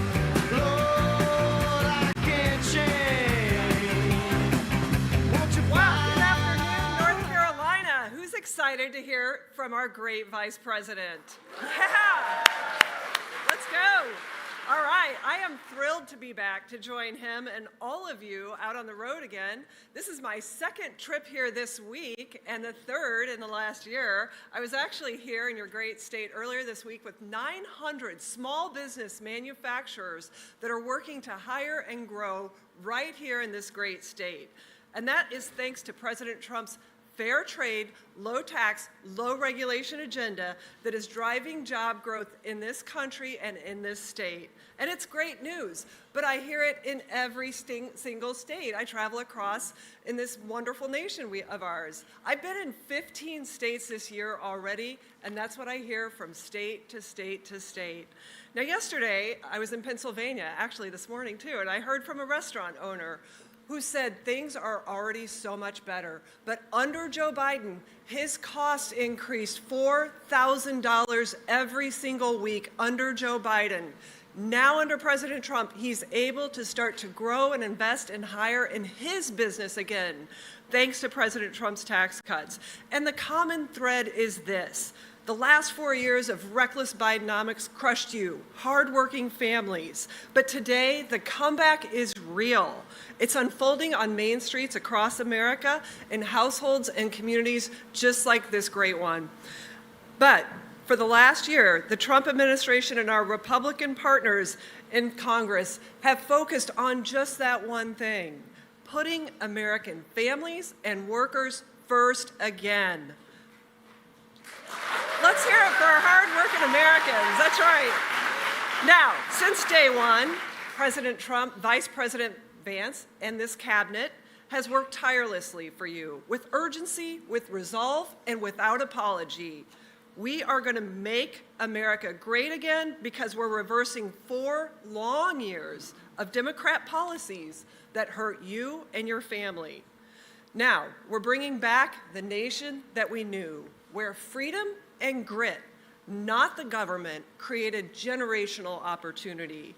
And President Trump said it best when he said, "The great betrayal is over, and hardworking Americans will never be forgotten about again." We're working every single day to restore greatness in this nation for the next 250 years. Together, we're cleaning up massive wasteful spending and the abuse of government programs, and you've seen that. The fraud that sent your hard-earned tax dollars overseas. And the Democrats' open borders, defund the police agendas that invited violent crime into what should be safe communities, taking the lives of innocent victims like Irina Zarutska. After 4 disastrous years, that turnaround is well underway. And yes, there is much more work to do, but we're making fast progress for you. We've cut Biden's massive inflation and high interest rates to 5-year lows. We're eliminating trillions of dollars of bureaucratic red tape that crushed our job creators. And we're restoring drill, baby, drill to make us energy dominant again. And I'd be remiss if I didn't say clean, beautiful coal. So we are bringing back Made in America. That's what made us a great nation of builders. It's going to make us a great nation of builders again. Now, the mainstream media and the liberal elites said that it couldn't be done, that we should just simply manage America's decline. Well, they were dead wrong, because all we needed was a new president.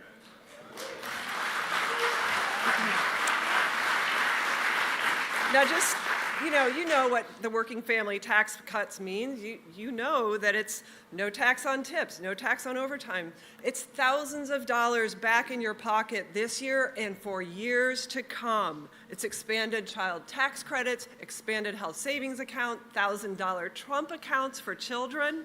It's the 20% pass-through deduction for small businesses. It's the immediate expensing that is rocket fuel for Main Street. And in fact, this is the most Main Street bill in American history. But yet, every single Democrat in Congress voted against it, which means when you get your tax refunds this year, you will not be thanking Don Davis, but you can thank President Trump, Vice President Vance, and congressional Republicans for that. So now, look.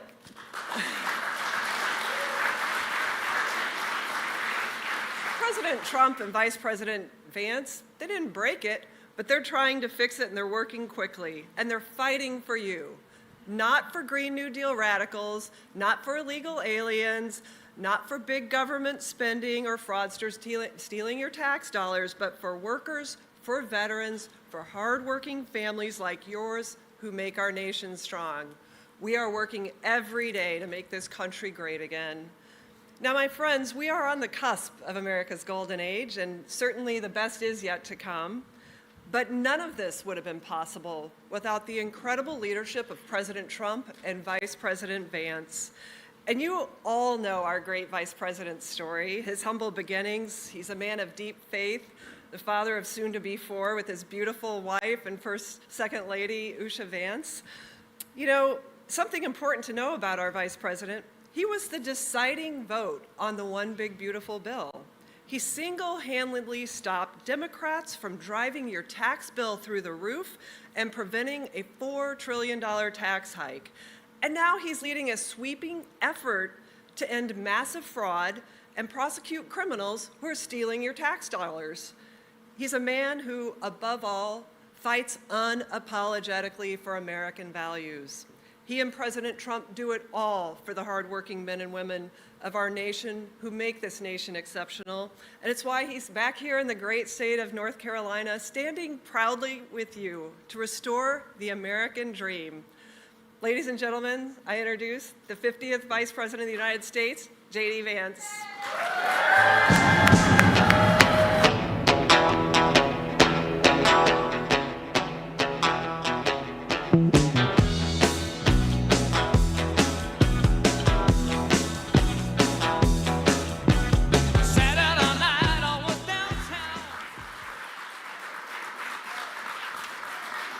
Thank you all. Thank you.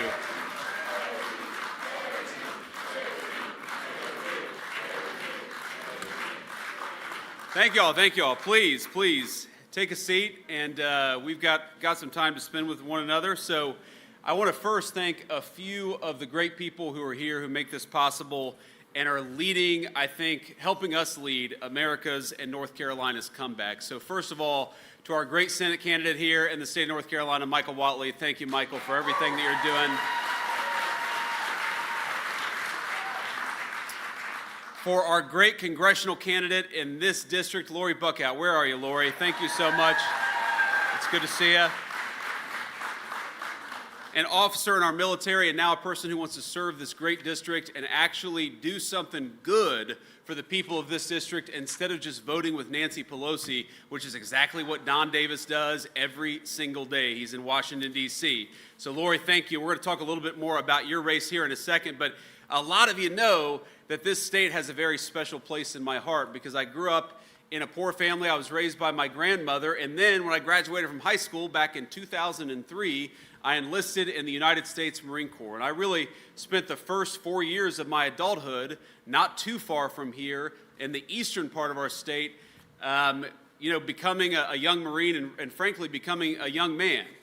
And I'll never forget one of the first major purchases I ever made in my entire life was when I wanted to buy, for the first time, I wanted to buy my own car as a young Marine. I was probably 19 years old. And I go to one of these off-base used car dealerships, and I find a Honda Civic. It's practical, it's cheap, it does everything I need it to do, and I'm going to get the dealer's low interest rate financing of 21%.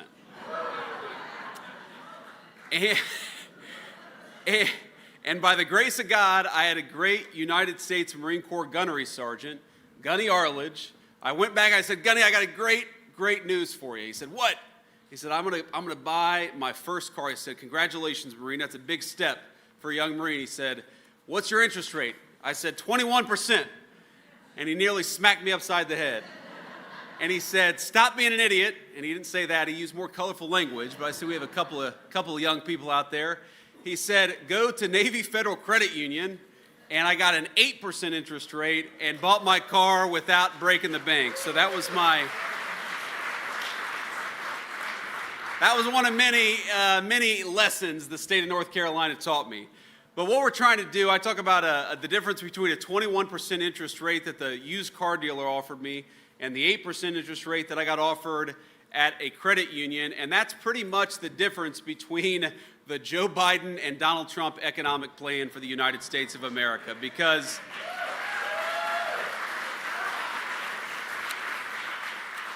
in just a very brief time, we've seen new home purchases rise to their highest level in 5 years since the last time Donald Trump was president. We've seen the cost of rents drop for 6 months in a row. We've seen the average tax refund that's going to come to the people of North Carolina about $3,700 per family, and we see interest rates that are the lowest they've been since the last time that Donald J. Trump was president. My friends, the president is impatient. He's the most impatient person I have ever met, in fact. He constantly is pressing on the gas. He wants us to do more, but I stand here proud to say that after the first year of President Donald Trump and congressional Republicans' leadership, we are rebuilding the American dream, and we are taking back this country for the people of this state.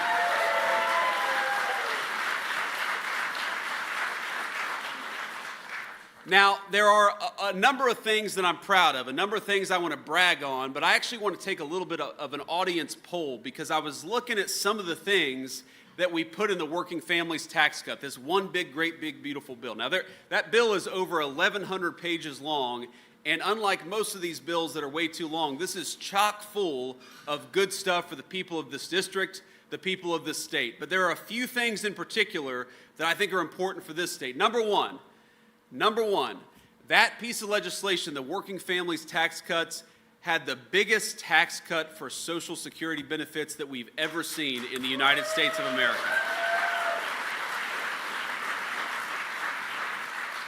Number two, it wasn't just Social Security recipients. Number two, that legislation had the biggest tax cut for people making under $100,000 that we have ever seen in tax legislation in this country.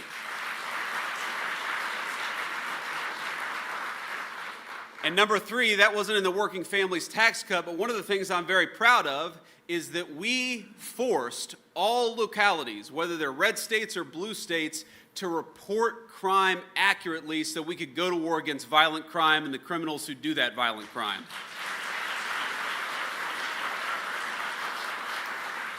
Now those are three things, and on this part, I only want you to clap once, because again, I'm going to take an audience poll here. I'm going to ask you what your favorite of those three pieces of legislation, those three accomplishments are that we've had so far in the Trump administration. So, if your favorite thing of those three is no taxes on Social Security, let me hear it.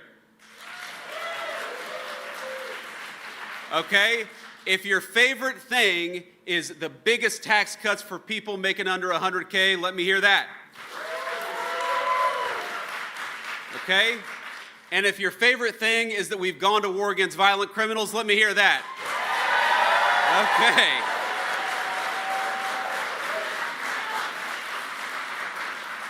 Now, I said only applaud once, and there's a guy up here. He applauded at least twice. He cheated the system, but I guess he wanted to save his applause till the very end. But we all heard the response. You know who did not clap for a single one of those great accomplishments of the Trump administration? Don Davis, because he voted against every single one of them. Don Davis voted against cutting taxes on Social Security.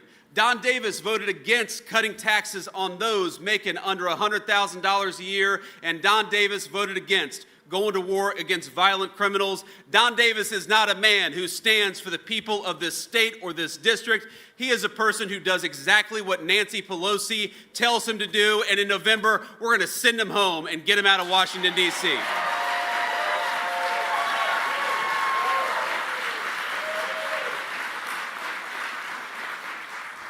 Now, the crazy thing, y'all, about a guy like Don Davis is, sometimes you meet a Democrat in a red district, and, I don't agree with him on everything. Of course, Democrats and Republicans disagree on politics from time to time, but you at least have some people out there, or maybe you used to, who would vote their conscience or vote the interests of their district. What makes Don so unusual is that we are in a common sense district here in the state of North Carolina, and this guy still votes every single time with Nancy Pelosi. In fact, I asked my team, I said, find a major piece of legislation Find something easy where Don Davis could vote against the Democrats and vote with his district, the moderates, the independents, even the conservative Democrats. Find me one example where this guy defied the leadership of his own party. He has never done that on any major issue that we could find. And here's just a layup, Don, an easy layup that we gave you. Frankly, it would have been bad for poor Lori's campaign chances, but he couldn't even take the bait on the Save America Act. Now, if you know anything about this legislation, what the Save America Act does is that it makes it impossible for illegal aliens to vote in our elections. Pretty common sense. Now, I think that's pretty easy, right? We don't want illegal aliens voting in our elections. My favorite thing is whenever I bring this up, you'll have some Democrat on TV who will say, well, we don't have to worry about that because illegal immigrants voting in our elections is very rare. Well, number one, how about we put it to 0, okay? Even if you're right. Number two, you're not right. It happens way more often than a lot of people appreciate. In fact, just this week, ICE arrested an illegal immigrant. I'm going to read this because I want to make sure I get it right. An illegal immigrant from Mauritania who's voted in 7 federal elections since 2008. And I have it on good authority that in every single election he voted for Don Davis. No, I don't know about that. I don't know where he voted, but I guarantee it wasn't for us. Okay? It wasn't for America First policies. Now, here's the thing, though. Even if you take the Democrats at their word, even if illegal aliens voting is very rare, then why don't we ban it anyway? It's not that complicated. It is one thing to say, I don't get it. The Democrats say, this never happens, or it happens only very rarely on the one hand, and on the other hand, we must not stop it. It doesn't make a damn bit of sense. We need to get all illegal aliens stopping from voting in our elections. It's very common sense stuff.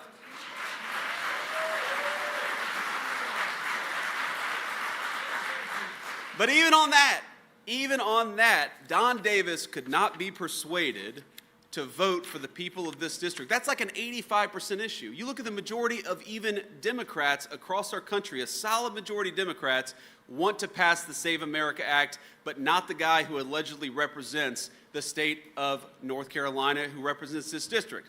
So you got to kind of ask yourself, if you got a guy who votes against tax cuts for Social Security, if Don Davis votes against tax cuts for people making under $100,000 a year, if Don Davis votes against going to war against criminal, illegal aliens, and violent criminals, then Don Davis doesn't really represent you. Let's vote for Lori, a person who will, and will do so proudly.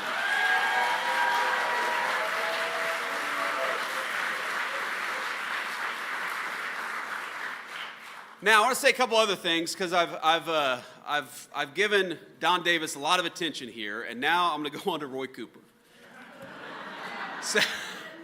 So first of all, on every single thing, now Roy wasn't in Washington, D.C., but on every single one of these critical wins for the Trump administration to have gotten for the people of this district, the people of this state, Roy Cooper would have voted against all that.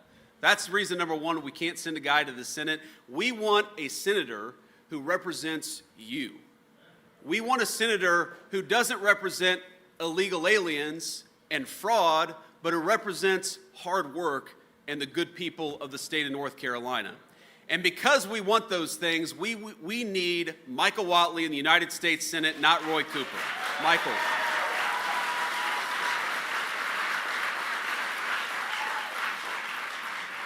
Now, he stood up and clapped for that. It would have been a bad sign if he wouldn't have stood up and clapped for that, but he passed the test there. So here's the thing about Roy Cooper, okay? So there's been a lot of debate about what exactly our foreign policy should be with regards to Russia and Ukraine. The President of the United States has been very clear. He wants the killing to stop. He wants to get back to commerce. He wants to stop the innocent people who are losing their lives in that conflict. I happen to admire that. Of course, I'm biased, but I think that's the right idea. Now, here's the crazy thing, though, about Roy Cooper. Roy Cooper is one of these people who clearly cares way more for foreign countries than he does the United States of America.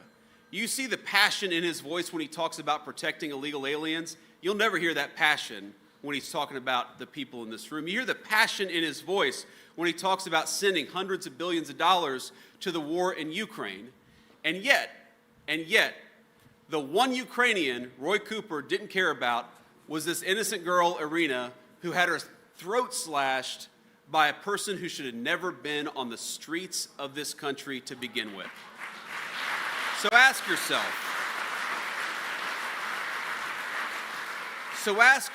why did he spend his entire career making it hard to lock up violent criminals? Why did he spend his entire career going after our brave police officers who are trying to keep our streets safe? Why does he care so much about the war in Ukraine 6,000 miles away, but doesn't give a damn about an innocent Ukrainian girl who lost her life in our backyard because he wouldn't do his job? And the simple fact is that Roy Cooper doesn't stand for you. He doesn't fight for you. He will never fight for you, but Michael Whatley will.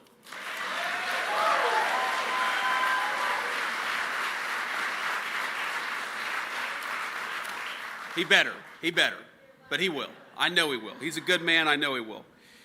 Let me just say a couple of final things because I want to brag on the president. I want to brag on what we've been able to accomplish in Washington. First of all, we under the Biden administration, we dug ourselves a hole in this country. We got to be honest about that fact. The average American family under Joe Biden's leadership lost about $3,300 in take-home pay. Now, that was a combination of higher taxes, but also that terrible inflation crisis that we had when Joe Biden was president. When Joe Biden was president, not a single month did we see inflation as low as it was last month and the month before under Donald Trump's leadership. That's something big to brag on. That's something big to celebrate. Because what that means is that you and your families can afford to live a better life. When Joe Biden was spending all that money on green new scams, when he was driving up the cost of everything, he was making it hard for you and your families to get by in this beautiful country that all of us love. So I happen to think it's a pretty nice thing that we've got a president of the United States that is not fighting to give away hundreds of billions of dollars to green energy scams, but is fighting to keep the American people's money in the American people's pocket, because that's exactly where it belongs.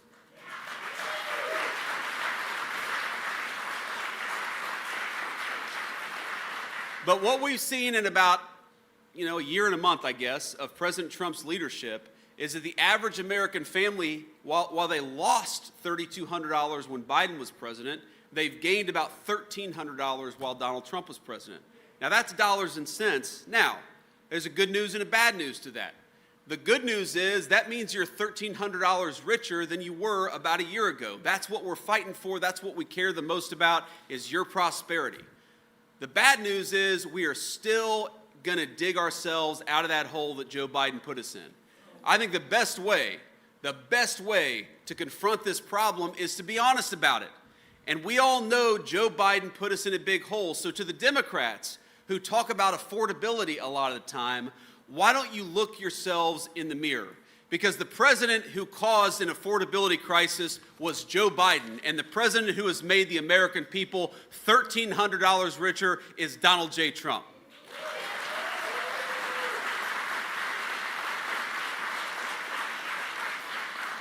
We got all these things we could talk about. We could talk about the fact that we have homicides in this country at the lowest level that they have been in 125 years. Unreal. Just absolutely unbelievable progress on so many of these issues. And we got to talk about why is it that we got homicides so low? And I'll give you two reasons. Number one, the President of the United States, the Vice President of the United States happen to believe that we ought to be using federal power to support our cops instead of fighting against them. Isn't that common sense? But we also believe that the best way to lower homicides and carjackings and other violent crime is to get the illegal alien criminals out of the United States of America, and that's what we've been doing.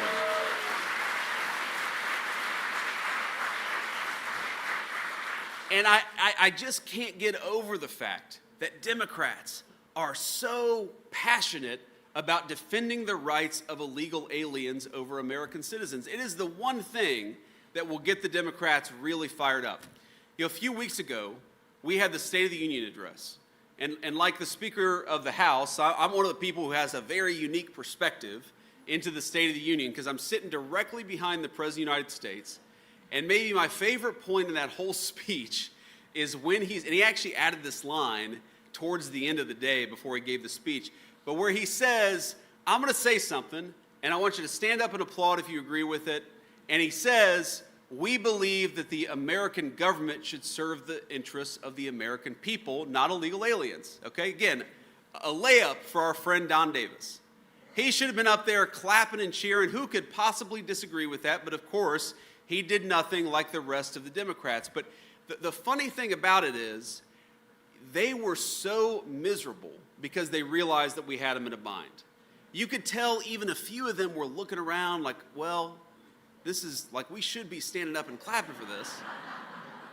But like, is our leaders going to get mad at us? Is Nancy Pelosi going to take away some of our campaign money? You could tell they didn't know what to do.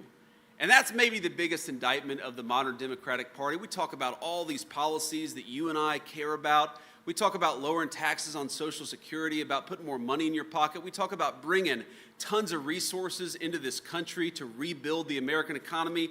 Public safety, all this stuff matters.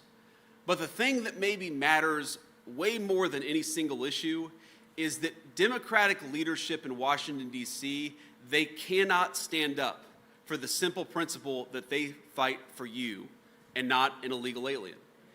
They can't stand up and clap for the fact that we're going to go to war on fraud in this country like we've never done, instead of taking your hard-earned money and giving it to people who don't deserve it.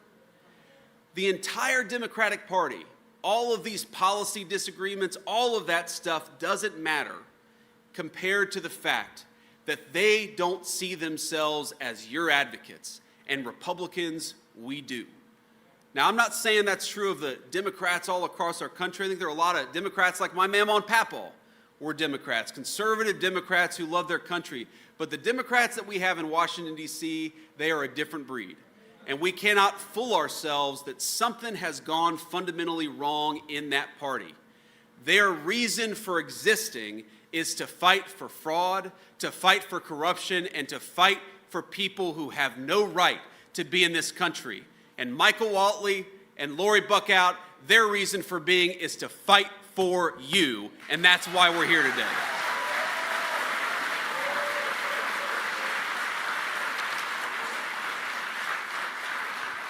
Now, I have just a couple final thoughts, and I'll take a few questions from the media, and then we'll have to get on the road. So one final thought is, and Kelly knows this, Michael Whatley knows this. By the way, I forgot to say thank you to our great SBA administrator, Kelly Loeffler. Thank you, Kelly, for everything that you're doing. Kelly has already identified hundreds of millions of dollars of fraudulent payments and has cut that stuff out of our system. I think it'll be billions by the end of the year. She is fighting for you every single day, like all of us are trying to do in the Trump administration. And as Kelly knows, when you give a speech, you talk to people, and it's, I'm sure it's being televised right now because I am the vice president. The president, thank you.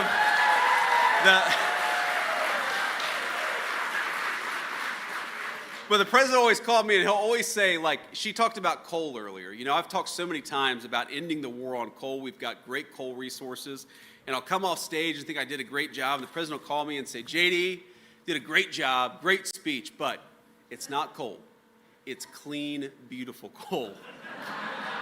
So for the president, you got to know, his strong political advice is it's not coal anymore. It is clean, beautiful coal. But I actually was with the president earlier today in the Oval Office. We were talking about, a lot of issues that are going on, and he said, JD, tell the people in North Carolina two things. And I almost forgot this, and I was going to get in trouble. I was going to get one of those phone calls, Kelly. But the president said, tell the people in North Carolina two things. First of all, tell them I love them, and we're going to be with them every single step of the way. That was the first message from the president, so I've now delivered that.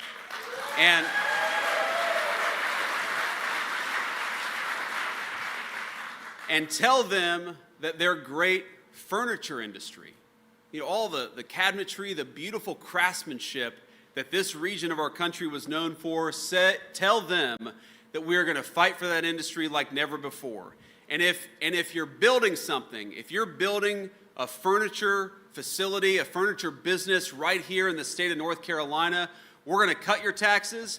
But if you're trying to bring in foreign furniture to undercut the jobs of the people of North Carolina, we're going to raise your taxes by 50%. We're going to put a big fat tariff on those foreign companies bringing that stuff into the United States.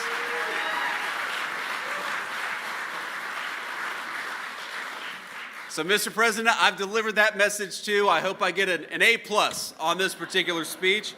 But here, let me just leave you with one final thought. You heard Kelly and Michael, and everybody's talked about this. This is one of, as I know very personally, one of the proudest states for military leadership and military service anywhere in the country. And I know you all are proud of that, and you should be. We've got incredible bases from all across the services. We've got great Marine bases, Army bases, and so forth in the great state of North Carolina. And I know it's such an important part of this state, not just economically, that matters, but set to the side the dollars and cents. You all, raise your hand if you have served in the United States military. Let's give those guys a round of applause.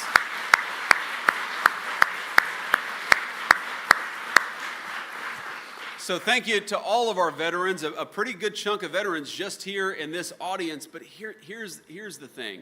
You all know that right now we are engaged in a military operation to ensure, as the President has said repeatedly, that Iran can never have a nuclear weapon. That is a simple principle and standard. Frankly, every president said that they believed it. Donald J. Trump has taken affirmative steps to ensure that Iran can never have a nuclear weapon. Now,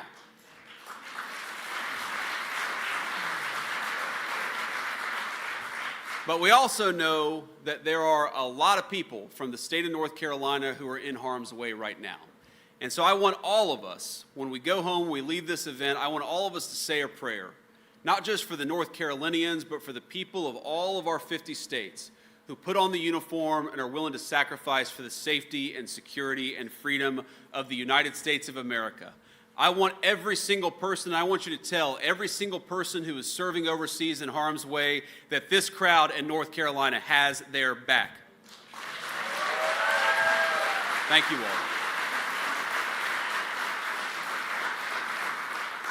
So with that, let me take a few questions from our media, and then I'll have to hit the road here. I'd like to start with the local reporters. We'll get time to the national folks if we got it.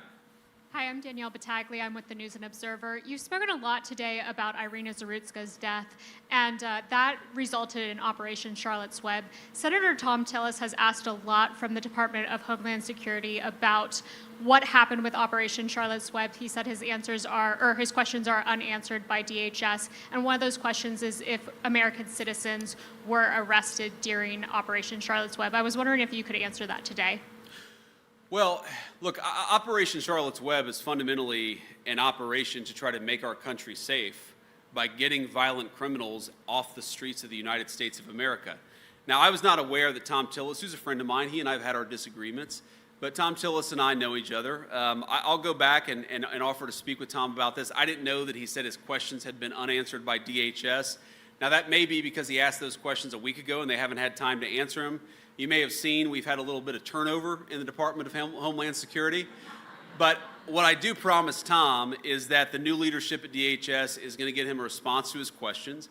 But we're going to keep on using the Department of Homeland Security to do the very simple thing of making the homeland more secure. That's why it exists, and we're going to keep on doing that.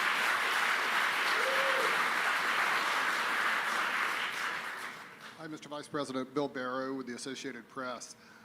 What did you advise the president initially as he considered his actions in Iran, and what are you urging him to do now, especially with Americans seeing higher prices at the pump and some of the fallout from that across the economy? Do you express any concerns like those you've expressed in the past on the possibility of these extended wars?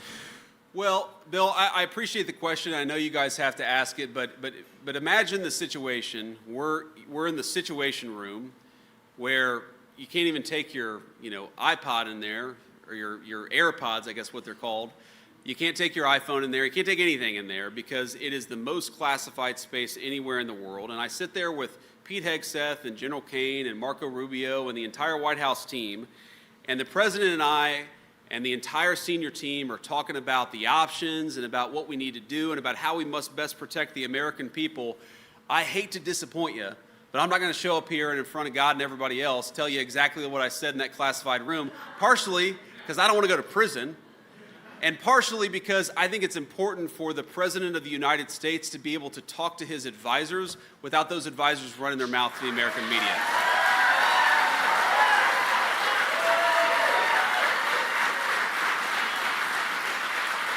Thank you all.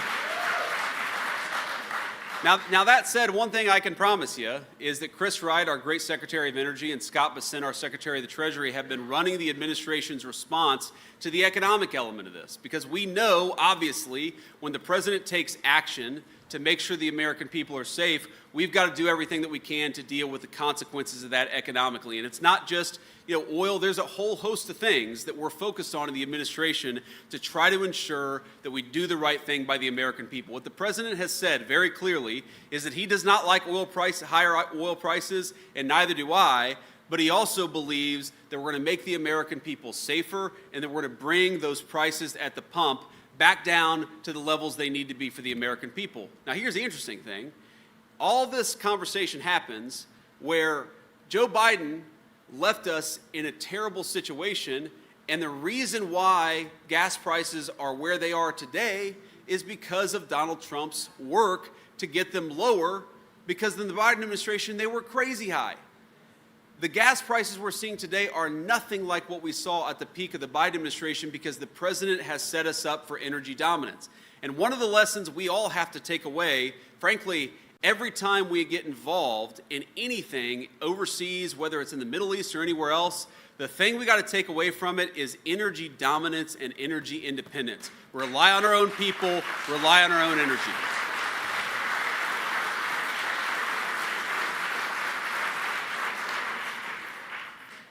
Thank you. I'm Dina with CBS 17 right over in Raleigh. Eastern North Carolina, Western North Carolina, two communities that have been really, really impacted by disasters. Sure. Hurricanes over in Eastern North Carolina, they happened a decade ago.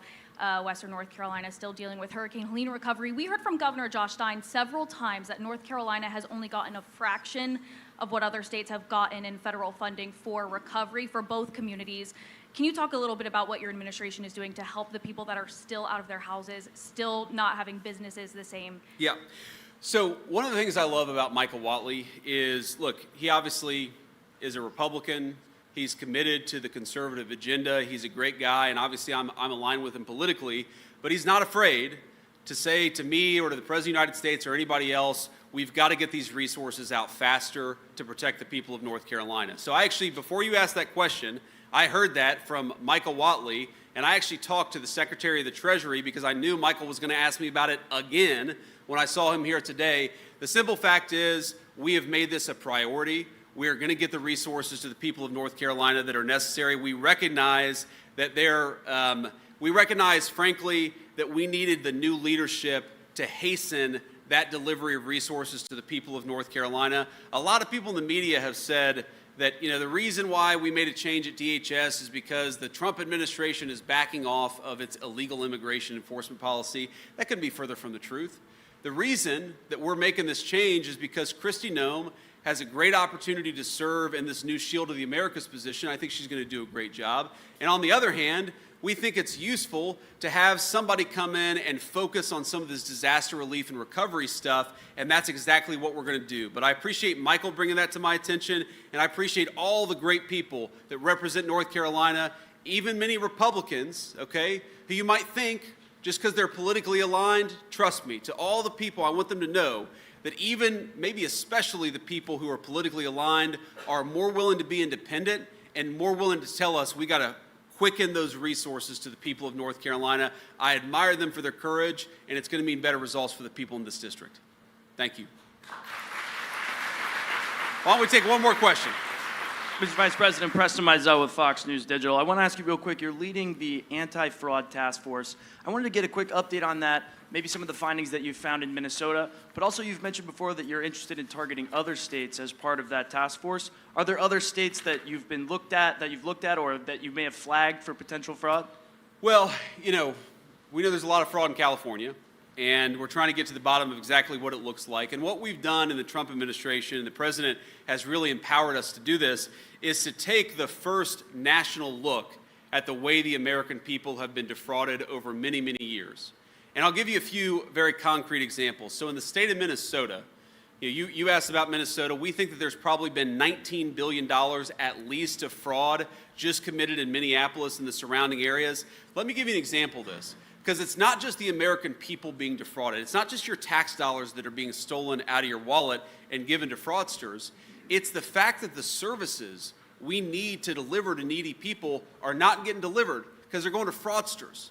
So, for example, there's a program that we have, and I believe it's under Medicaid, where we try to help kids who have autism, Asperger's, and so forth. Sometimes they need a little extra help. Sometimes they need somebody to sit with them after school. Sometimes they need somebody to provide transportation to certain places. And we have a program within Medicaid to ensure that these needy kids get the resources that they need. And it's one of the things, by the way, I love about the United States of America. We want everybody to work hard. We want everybody to play by the rules, but if we've got a needy kid in our community, we're not going to let that person fall down on their own. All Americans are going to lift that kid up together. That's an amazing thing about our country. But you know what was happening for this program that was meant to help needy kids is you would have Somali fraudsters, many of them illegal immigrants, who would go and say that they had an autistic kid even though they didn't. They would collect that money for themselves. You had businesses that were going around and rewarding families for engaging in this fraud, so the businesses were skimming off the top and getting rich in the process. How disgraceful is it that Democrats allowed a program that was meant to help needy American children to go to Somali illegal aliens? The President of the United States stopped it, and there's a lot more fraud beyond that we're going to stop as well.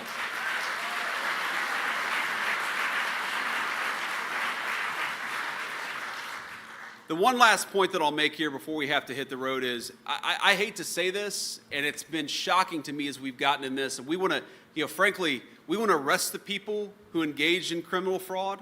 We want to make sure that the people who did this stuff realize there are serious consequences for it happening. We want to make sure that the needy kids all across our communities get what they need. There are so many layers to this anti-fraud initiative that the president has directed the administration to focus on.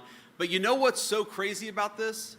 That nobody until Donald J. Trump thought to focus on it.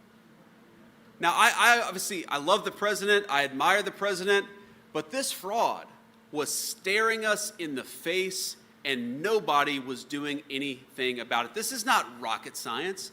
When you have a Somali fraudster come into the United States illegally and then set up a school to collect tax dollars. And the name of the school is the Quality Learning Center. Learning Center. But when they put the sign up, they take the N out, so it says Quality Leering Center. And that group, the Quality Leering Center, I don't know about you, but I don't want to send my kids to a school where they can't spell learn. That group was getting millions of dollars from the American taxpayer. There is so much fraud in our system. There are illegal aliens who shouldn't be here, who are on Medicaid. There are companies that are set up to provide medical devices, knee joints and hip joints and other medical devices that are necessary for people's health, that have collected hundreds of millions of dollars and have produced precisely 0 medical devices that have helped our people. This stuff has been going on forever, and every single person in this audience should be scandalized by it. But here's the crazy thing. It's not that all of you are scandalized that you're getting stolen from. The crazy thing is that we had a Democratic leadership who didn't do anything about it. And so here is what I promise every single person here, every single person watching, every single person in the state of North Carolina, that we are done allowing you to be stolen from. We are done allowing you to be defrauded. We are going to go after the fraud, and we are going to rebuild the American dream by making sure that it goes to Americans first and Americans only. God bless you all, and thank you for having me. Hello, Detroit.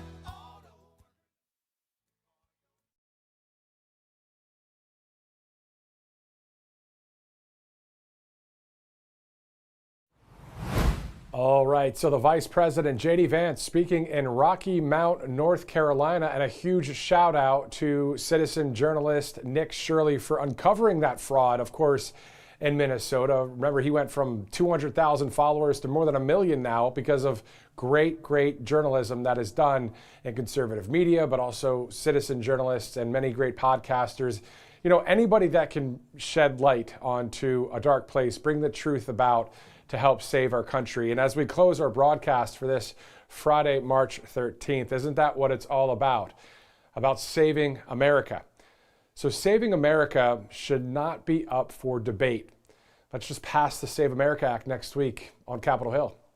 For all of us here at Right Side Broadcasting Network, I'm Matthew Alvarez. Have a great weekend.